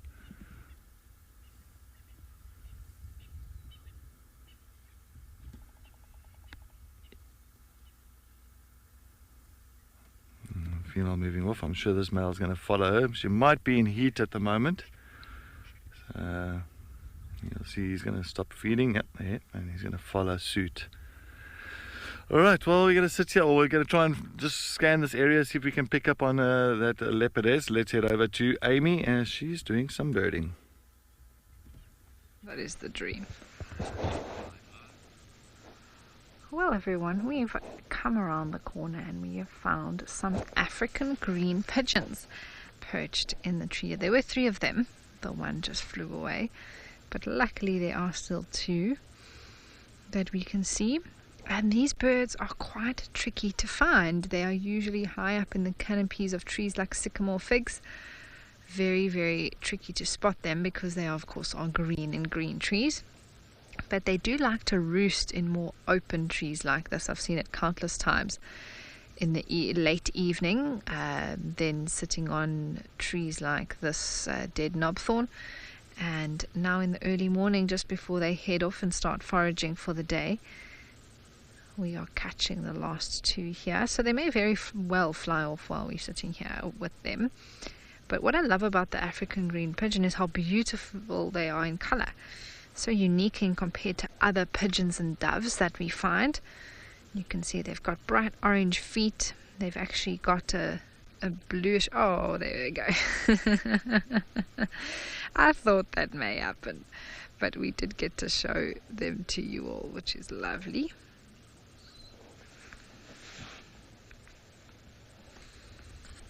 And they've got some beautiful colors on them, of course being green bird. They've got a little like purplish patch on their shoulder as well, which makes them very attractive. Alrighty, well, we are going to carry on bumbling down this road, heading towards a waterhole, see what else we can find.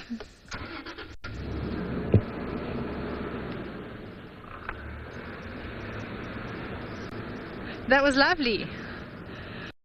My sunglasses on as I turn around, the sun's right in my face, so just bear with me, everybody.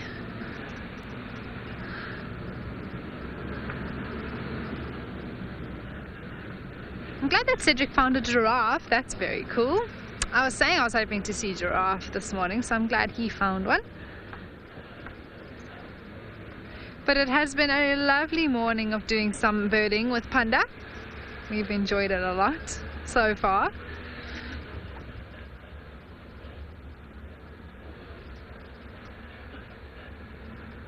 It's a good morning for birds of prey and things like that to be perched out before they take off. So I am looking at the tops of the dead trees, just like with those pigeons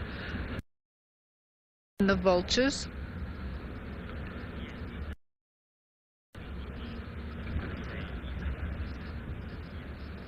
Oh, yes, definitely. There are still so many birds to see, even if you're not going to have quite that huge variety with all the migrants that come through in summer. You can still do plenty of birding in the winter. It is not as, let me say, busy with birds because it is a little bit cooler, there's less food around, but the birds are still here. Calling, you can still get between 70 to 100 different species in one day of birding in the winter time. In the summer you can stretch that up to about 120 or so, you know, if you're really looking hard. Birding for me, you're probably maybe asking someone who's slightly biased. But I do love birding any time of the year.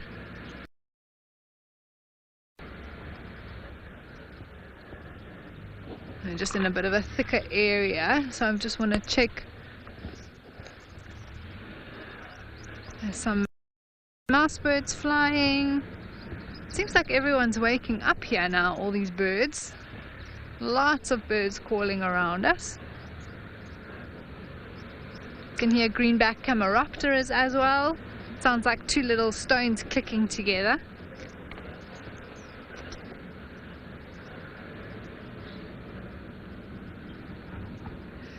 But birding any time of year, of course, the summer being the ideal, basically up until the end of March.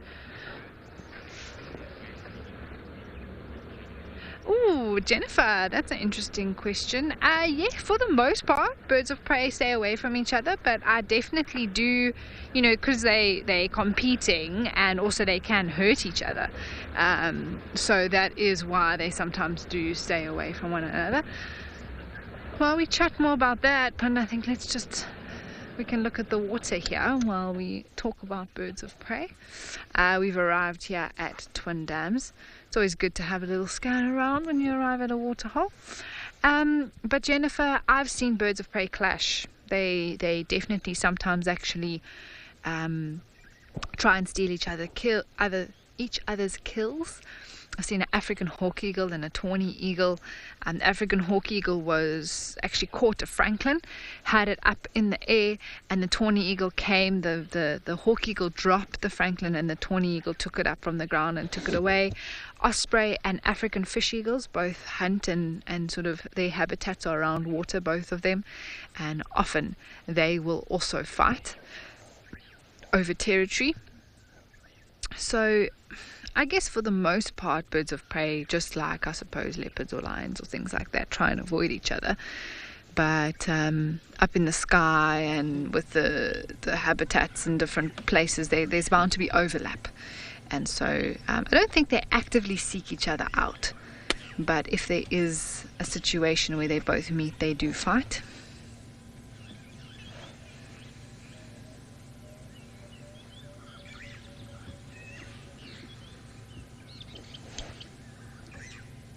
can hear some Birchall starlings in the background.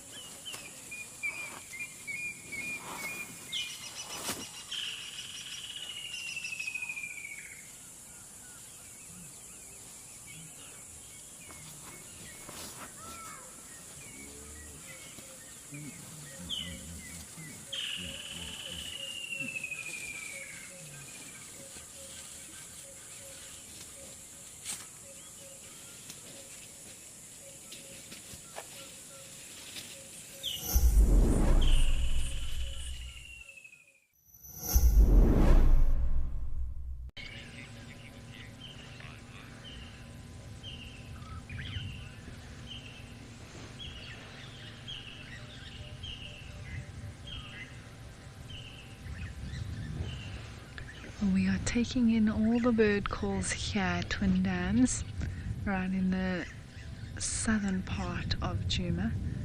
There was a brown hooded kingfisher calling beautifully from our left hand side. There's also a squirrel calling just ahead of us, and some Birchall starlings.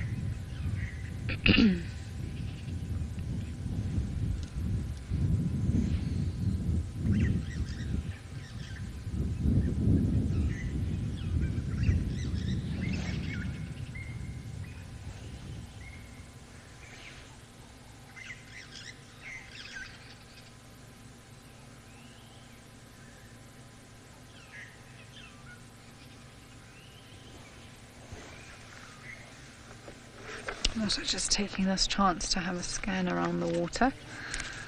Last time we spotted a water monitor lizard. Oh, Ricky, I'm so glad it is Sunday, of course, today, and I hope everyone's enjoying an easy Sunday morning. And hopefully you all will join us again this afternoon to end off your Sundays, unless, of course, this is the end of your Sunday, depending where you are in the world.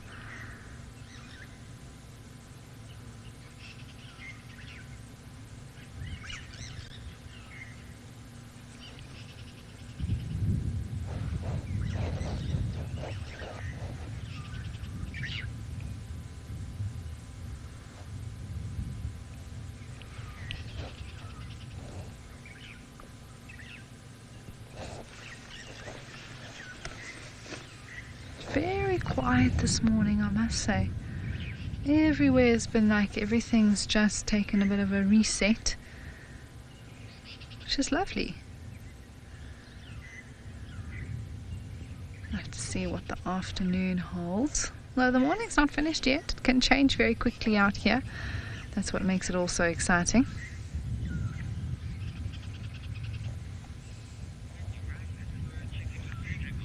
Alright, well, I think we are also going to slowly make our way around this waterhole. And while we do that, you are going to head over to Cedric, who's on the move. Ooh! Alright. So, sorry, the bird's got a fright. And look here. See, Columba, she can move. So she's gone all the way, Leadwood Road.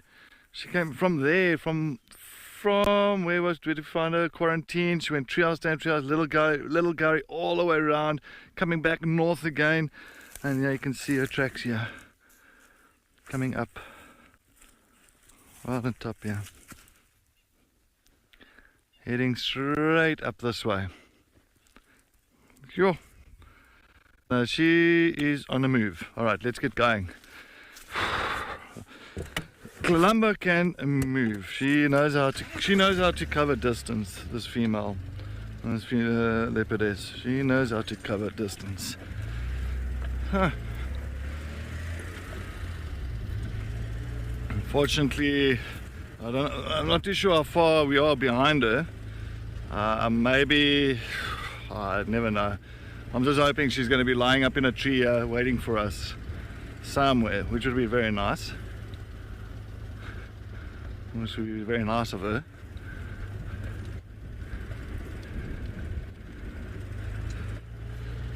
But yeah, let's see.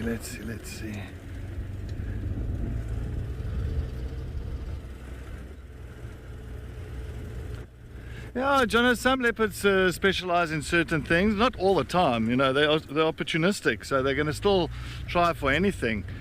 But there were some leopards that used to, especially some of the males, they enjoyed specializing in, like one or two males used to specialize in warthog, some of them specialize in aardvark. So, yeah, so I think impala is just a general one. There's none of them specialize in actually not none of them, all of them specialize in impalas because it's such a common antelope and common prey species for most of the predators. But you know, when it comes to warthogs, termite mounds and all that, I think that's where they'll try and specialize in, you know, like the warthogs or the aardvarks and that. There was a male called the Torchwood male, was one of Inkanyeni. Inkanyeni used to be a leopardess, yeah, that used to roam around in Torchwood and inside in Koro and those areas. And Inkanyeni's son, known as the Torchwood male, when he went to the west, he went straight all the way to the western Sabi Sands, and then he specialized in porcupine. All right, now I've lost the tracks. See, now this is the problem. I've lost the tracks now. So he specialized in porcupine.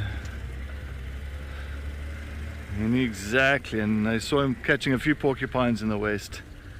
Sorry, I've just lost the tracks here now, which is not good. So I don't know if she's turned off or anything like that. Let me just go worry pan. She might have come across here. Oh, she might have gone down central. Well, let me just quickly check here if any tracks have come further up this road here.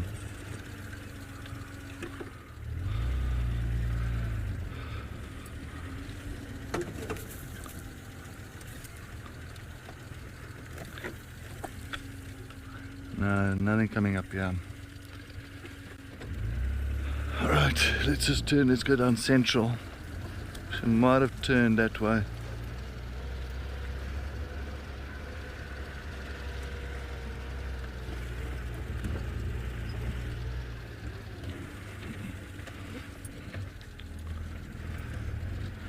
You're right in something biting you on your arm. Right, let's just look here. Coming down here. I'm scared she hasn't moved up that side. Let's just double check here. Sorry, I'm just trying to fathom out quickly what she wants to do here. Does she want to go further this way, or she wants to go that way? She came up north.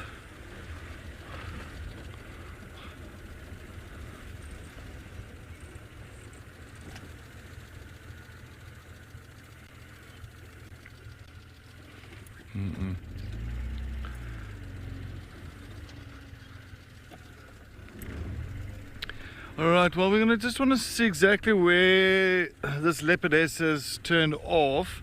I think while we do that, let's go and take a look at a clip on the lives of leopards. The keys to a solitary leopard's survival are territory, food, and mating rights.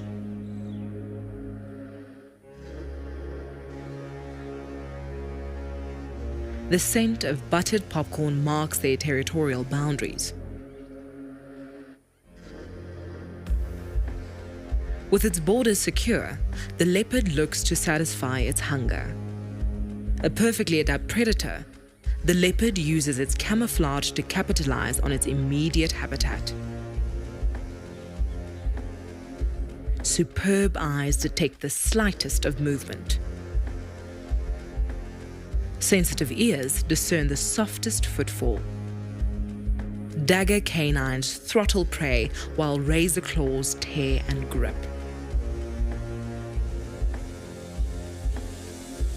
Powerful shoulders and neck muscles allow leopards to hide their kills in trees away from the other predators. If they can, they'll hoist their kills into the safety of a nearby tree's branches. If a kill is left on the ground, thieves are never far off. But trees are not only a good pantry, they are crucial for safety. Wild dogs, hyenas, and lions will kill leopards without a second thought. This spotted cat's climbing skills are vital to its survival and predatory success.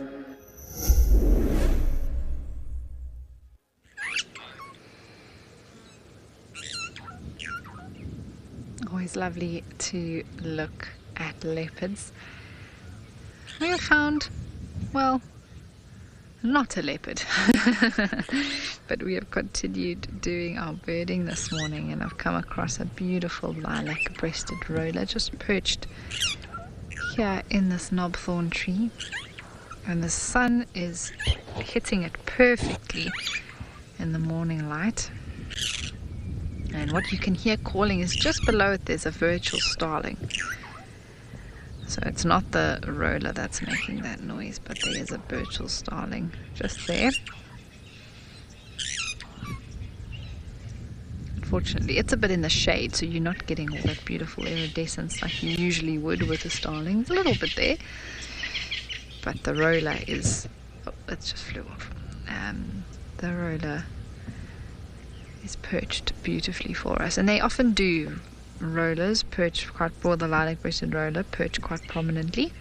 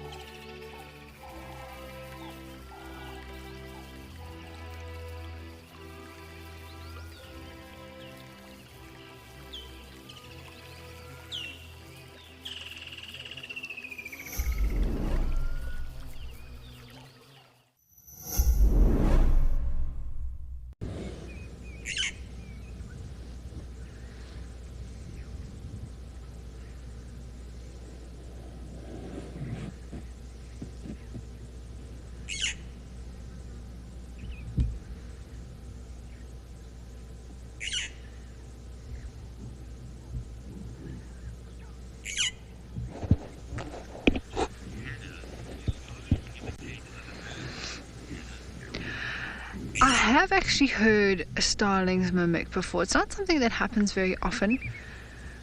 I think it was a birch starling that mimicked. What did I hear it mimicking? Trying to mimic a pearl-spotted owl at once. It's not typical behavior for them, but I did once catch a starling trying to mimic another bird. The usual mimickers are something like a fork-tailed drongo, some of the robin chats that can mimic.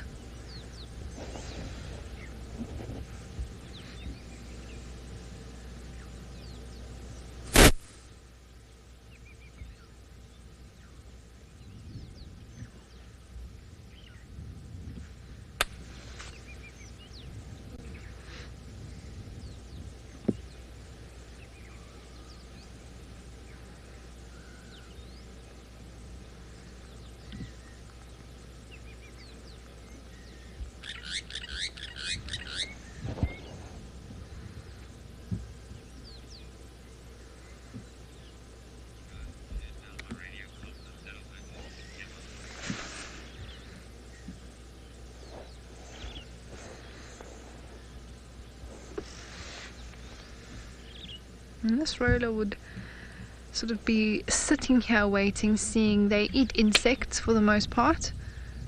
Oh, there's a squirrel just ran up this knob thorn as well, and waiting for opportunity for something.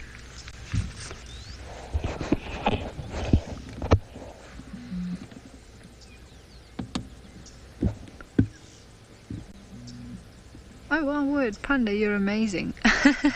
There we go. Doing some grooming of its own, this little squirrel.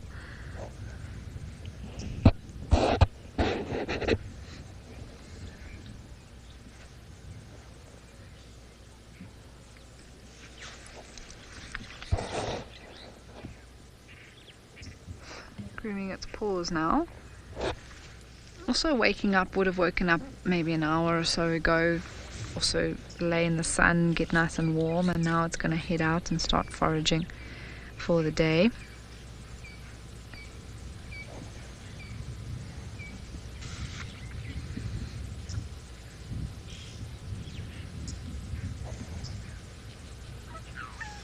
Oh, Batelia is just flying over us. I don't think we're going to be able... Oh, Panda's amazing. He's on it. There's a Batelia flying, a female, it looks like. Amazing. It is right behind us, so unless Panda's got the neck of an owl.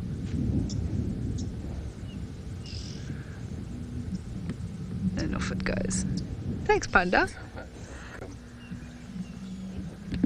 Oh, there comes the second one. Sorry, just to the left, here comes the male. They often are in pairs, Batelia, eagle. There we go. So the female flew past, and now the male's flying past.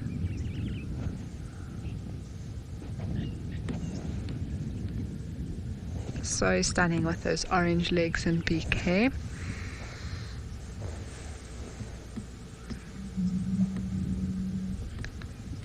Thanks, Panda. I'm not actually sure where the squirrel went to now, though.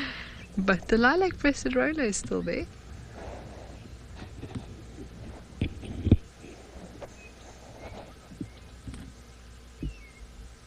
Oh, there goes the squirrel in that open patch. Oh, there's a few of them around. All right.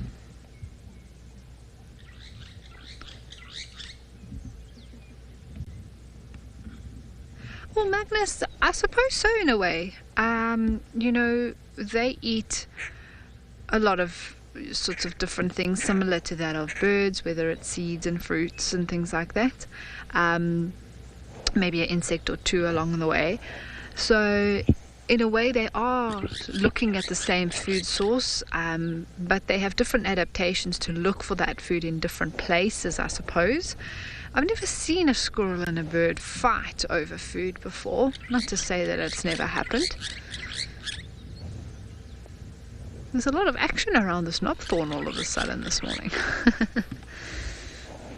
sometimes if you just give the bush a bit of time, there's so much to notice.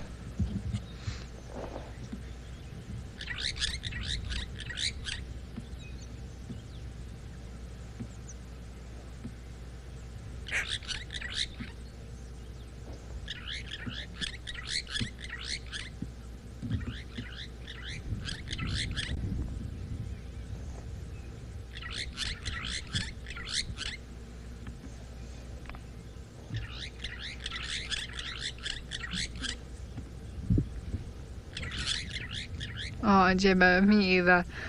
They're always beautiful, and I think they always need to be given, you know, some recognition for how beautiful they are.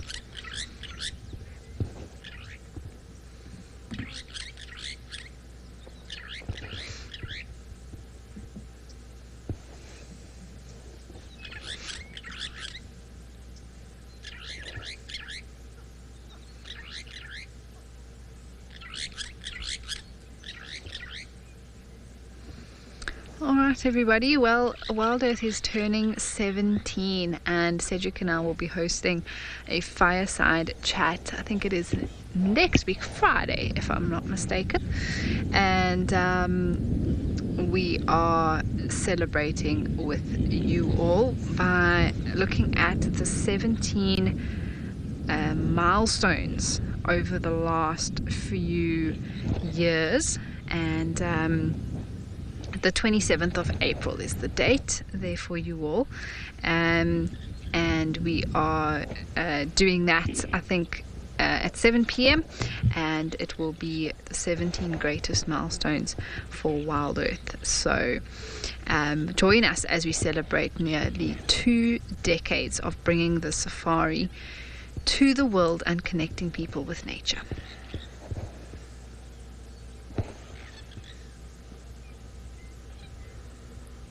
Sorry, the 27th is Saturday, not Friday, it is Saturday. Saturday, next week Saturday, is the fireside chat.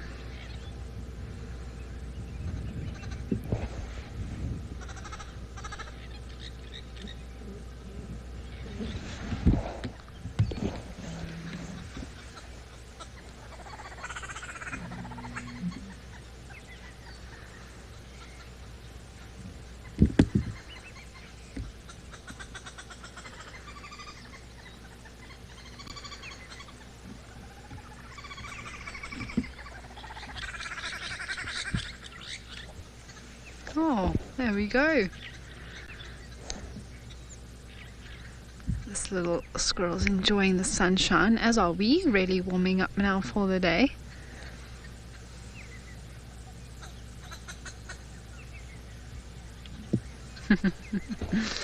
Alright, well, I think we might carry on bumbling along, leave the squirrel and lilac-breasted roller to enjoy the sunshine here at the Snobthorn. While we do that, you are going to head over to Cedric, who's doing some birding. And yes, I've been following up on Columbus tracks coming all the way, but we lost the tracks coming into the block. Actually, funny enough, heading back in north, maybe towards Buffelshoek Dam, exactly the dam where we are now. But how nice is this? We've got a grey heron that is taking some time out on top of a hippo's back, doing some hippo surfing for the morning. A nice little structure for the heron just to sit there, feel safe. As long as the hippo does not go down too deep, I think the heron will be happy just lazing on top there. And then we've also got a wonderful Godzilla number 2 that is lying on the bank on the left hand side there on a very, very hot morning. Now the morning is heating up perfect, and clearly you can see that crocodile has decided to come out and do a little bit of sunning, meaning ectothermic, so he's trying to heat its body up with the sun. It's a perfect morning to do that. It just came out. You can still see it's wet on the backs, wet on the legs. So it just made its way out onto the bank here now. It's a big crocodile. And we've been very fortunate having this crocodile here at Buffelshoek Dam. We've had this crocodile now almost for, what's it now, about a month and a half, I say. And this crocodile arrived here and been graced by its presence. So it'll lie like that on that bank for quite some time, trying to heat the body up. And once it's nicely heated up, get more energy, more mobility, and it'll come pretty much back into the water and start looking around for any little bit of food. Maybe it feeds mostly on fish, but if it's got that opportunity, this crocodile has caught a baby waterbuck a few weeks ago. It had a baby waterbuck kill. So I mean, that kill will last the crocodile for a good few weeks or even months. So had a fair amount of food already. Sorry there, Jared. Go with a comment or question there again, please.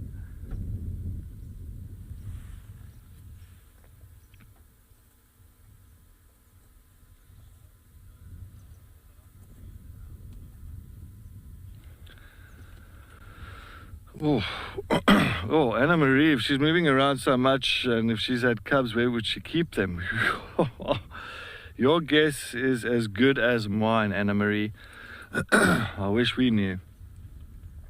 You know, I think that's one thing about a female leopard. Once they have cubs and they choose a den site, to really find that, and it's up to them when they will actually take us back to the den site and introduce us to the cubs and that. So, you know, we just go with it. We go with the flow. If it happens, it happens. If it doesn't happen now, it doesn't happen now. But if she has to have cubs, it'll be in these drainage lines, these thick areas, a perfect place to hide them. So yeah, it is. As I say, it'll be amazing if she does take us to them. But that's if she's had cubs. Difficult to see. I could see that she last night. She's definitely got a milk pouch. You know, if you're producing milk, well, you know, you must have young ones. So I don't know. It was difficult to take a look last night.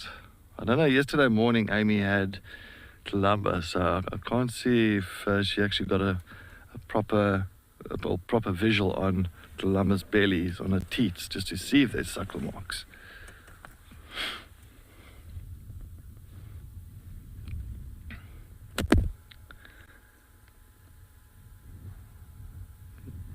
Even this old grey heron had a fantastic catch yesterday afternoon. He caught a nice big frog, or actually it looked like a platanna, and it grabbed it from one of the overflow sections. Yeah.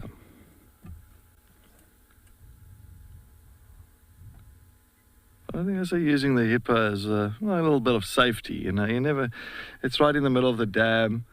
This bird is not going to be surprised by any predator coming close there, and knows it's got the safety of the water around it. So it's a perfect little area just to stand and be content with the morning's goings. Clearly not on a hunt at the moment. I think it's more just relaxing, enjoying the early morning sun. And the hippos don't mind at all, as you can see. And the hippo didn't mind. That hippo would very, very quickly would have chased that grey heron off its back.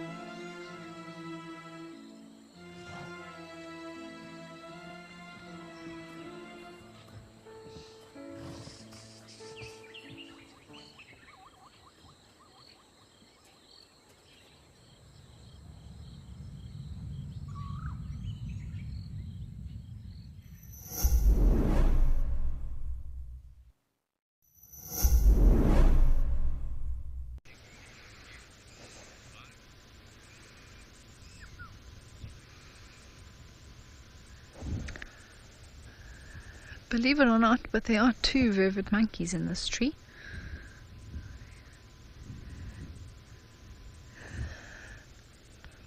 They camouflage very, very well in the shadows there. You can just see a bit of movement behind those branches.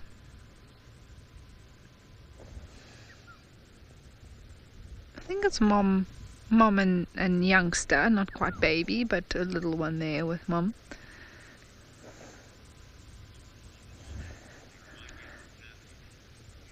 Oh, Ellen, I don't know how your family's going to feel about that comment, but yes, indeed, monkeys, baboons, they are absolutely fascinating to watch. Out here, they just, around camp and lodges, they can be an absolute menace.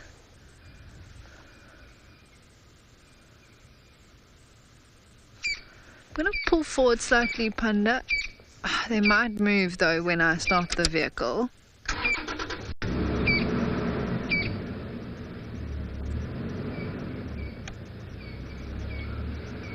There we go, that might be a bit of a better spot for everyone. There, at least you can see their faces. There's the little one scratching his belly.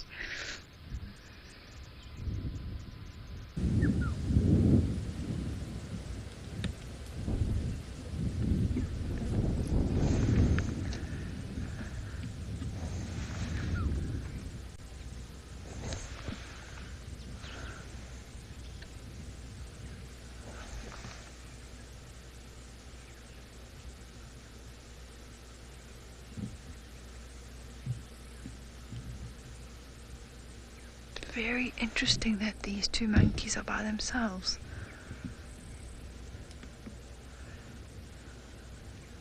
I wonder if the troop is around here somewhere though, just in terms they've all sort of scattered now that the day's begun and they've gone off foraging individually.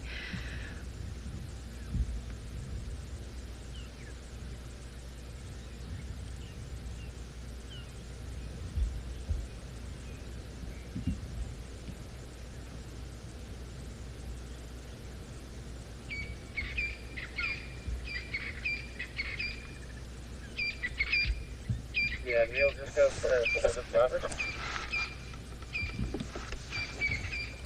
Down she comes. The baby's following.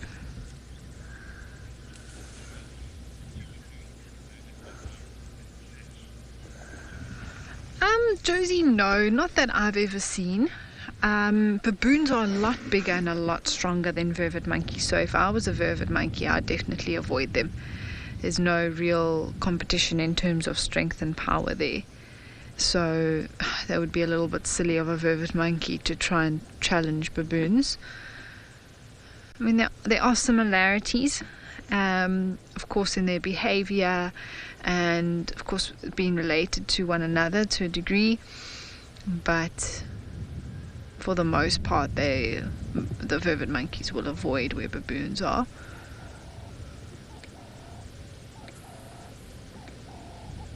Looks like they might come out. Just bear with us. They're just in the shadows here of the squarry bush. So grabbing some berries. There's that one's hopped up. The guaris are fruiting at the moment. There's tiny little berries that are on the trees, which I think is what they're grabbing.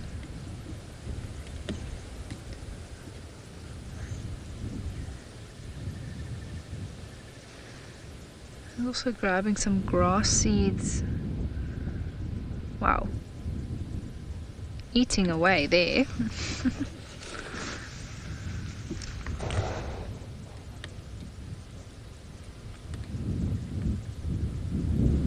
Just having a look to see. Benson, yes, they are omnivorous. They can definitely eat meat. It's, I wouldn't say the majority of their diet, but it is possible. Alright everyone, they've now run around on the road. But yeah, meat is definitely an option. Oh wow, look at that, panda. Oh, saddlebud storks coming into the dam. I'm going to reverse everyone. That's very cool. Oh my word. How lucky are we? I know Sunday and birding don't exactly create, what do you call it? Words that go together, but I feel like Sunday's birding day. We just pull forward and we can see this beautiful stalk. Wow. How about that, everyone?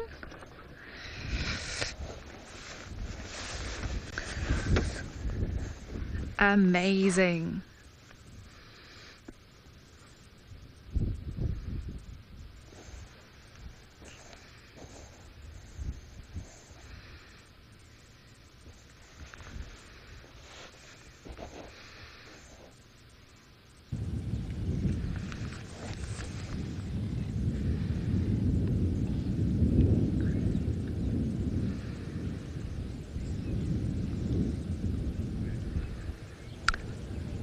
Oh, Jared, that's a good one. Songbird Sunday.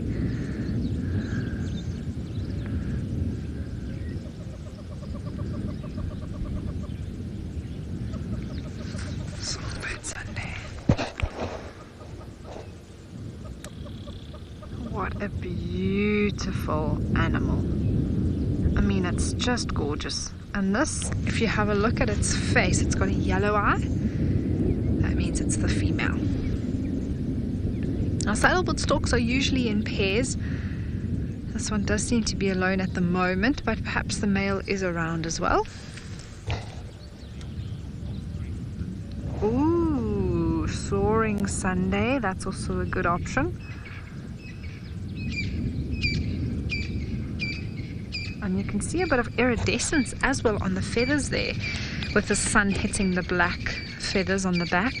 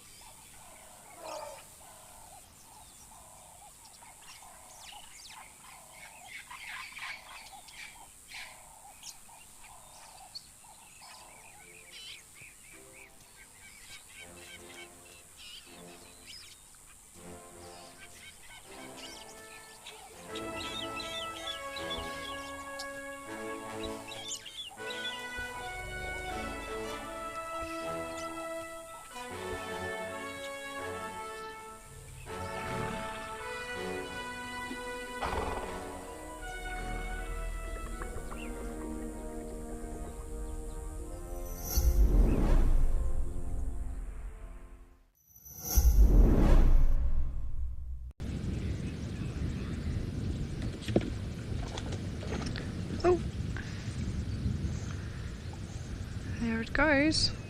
Is it going to perch on the tree, Panda? Oh, I thought maybe.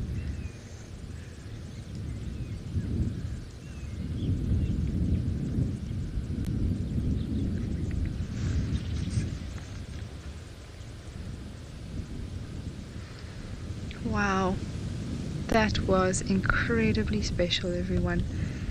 It almost just came to say hello, and then it left again, and we were here for that moment. Brief as it was still very, very special.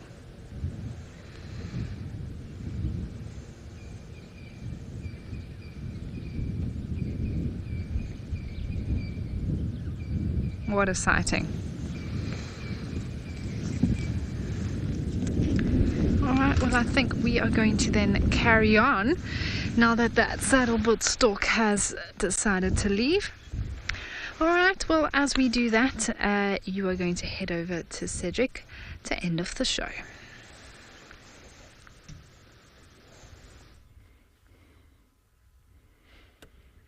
Nice, saddlebutt stork. That is fantastic. Nice to see that. I wonder if it's not that female again. Was it, Joe, was it a male or female? Do you know? So I know that there's a female that hangs around Twin Dams, Baboon Pan, and goes south towards Treehouse Pan in Little Gowrie. It is a female. Must be the same one then. Alright, that's fantastic. Lovely, lovely, lovely. Alright, well, we got some nice male impalas here on the big clearing. You can actually start hearing them early morning, during the night time, during the daytime. A lot of grunting and snorting happening. Males are starting to chase one another around and try and get being more dominant than the other one. And that's exactly this time of the year, the rutting season. So of course we're going to try and see who's going to be the most dominant out of these bachelor boys, and then try and chase a male that's got a harem somewhere around here on the clearing. And you'll find many times now, this time of the year, leopard kills. If you find a leopard with a kill, most times it'll be with male impalas. Why? It's because while these males are busy sparring and chasing each other around, they're completely oblivious on their surroundings, on predators that's busy stalking them and lurking in the area. And that's when you'll find leopards and lions, wild dogs, even hyenas will take those opportunities to try and grab a male impala that is unaware of that predator. Yes, we're talking about you, mister, in the center.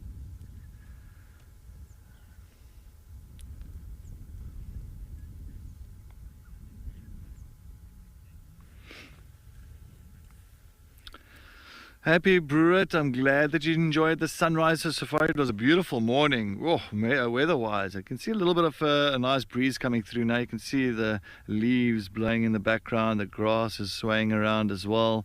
So a bit of a breeze that's coming through. It's cooling the area down a little bit more.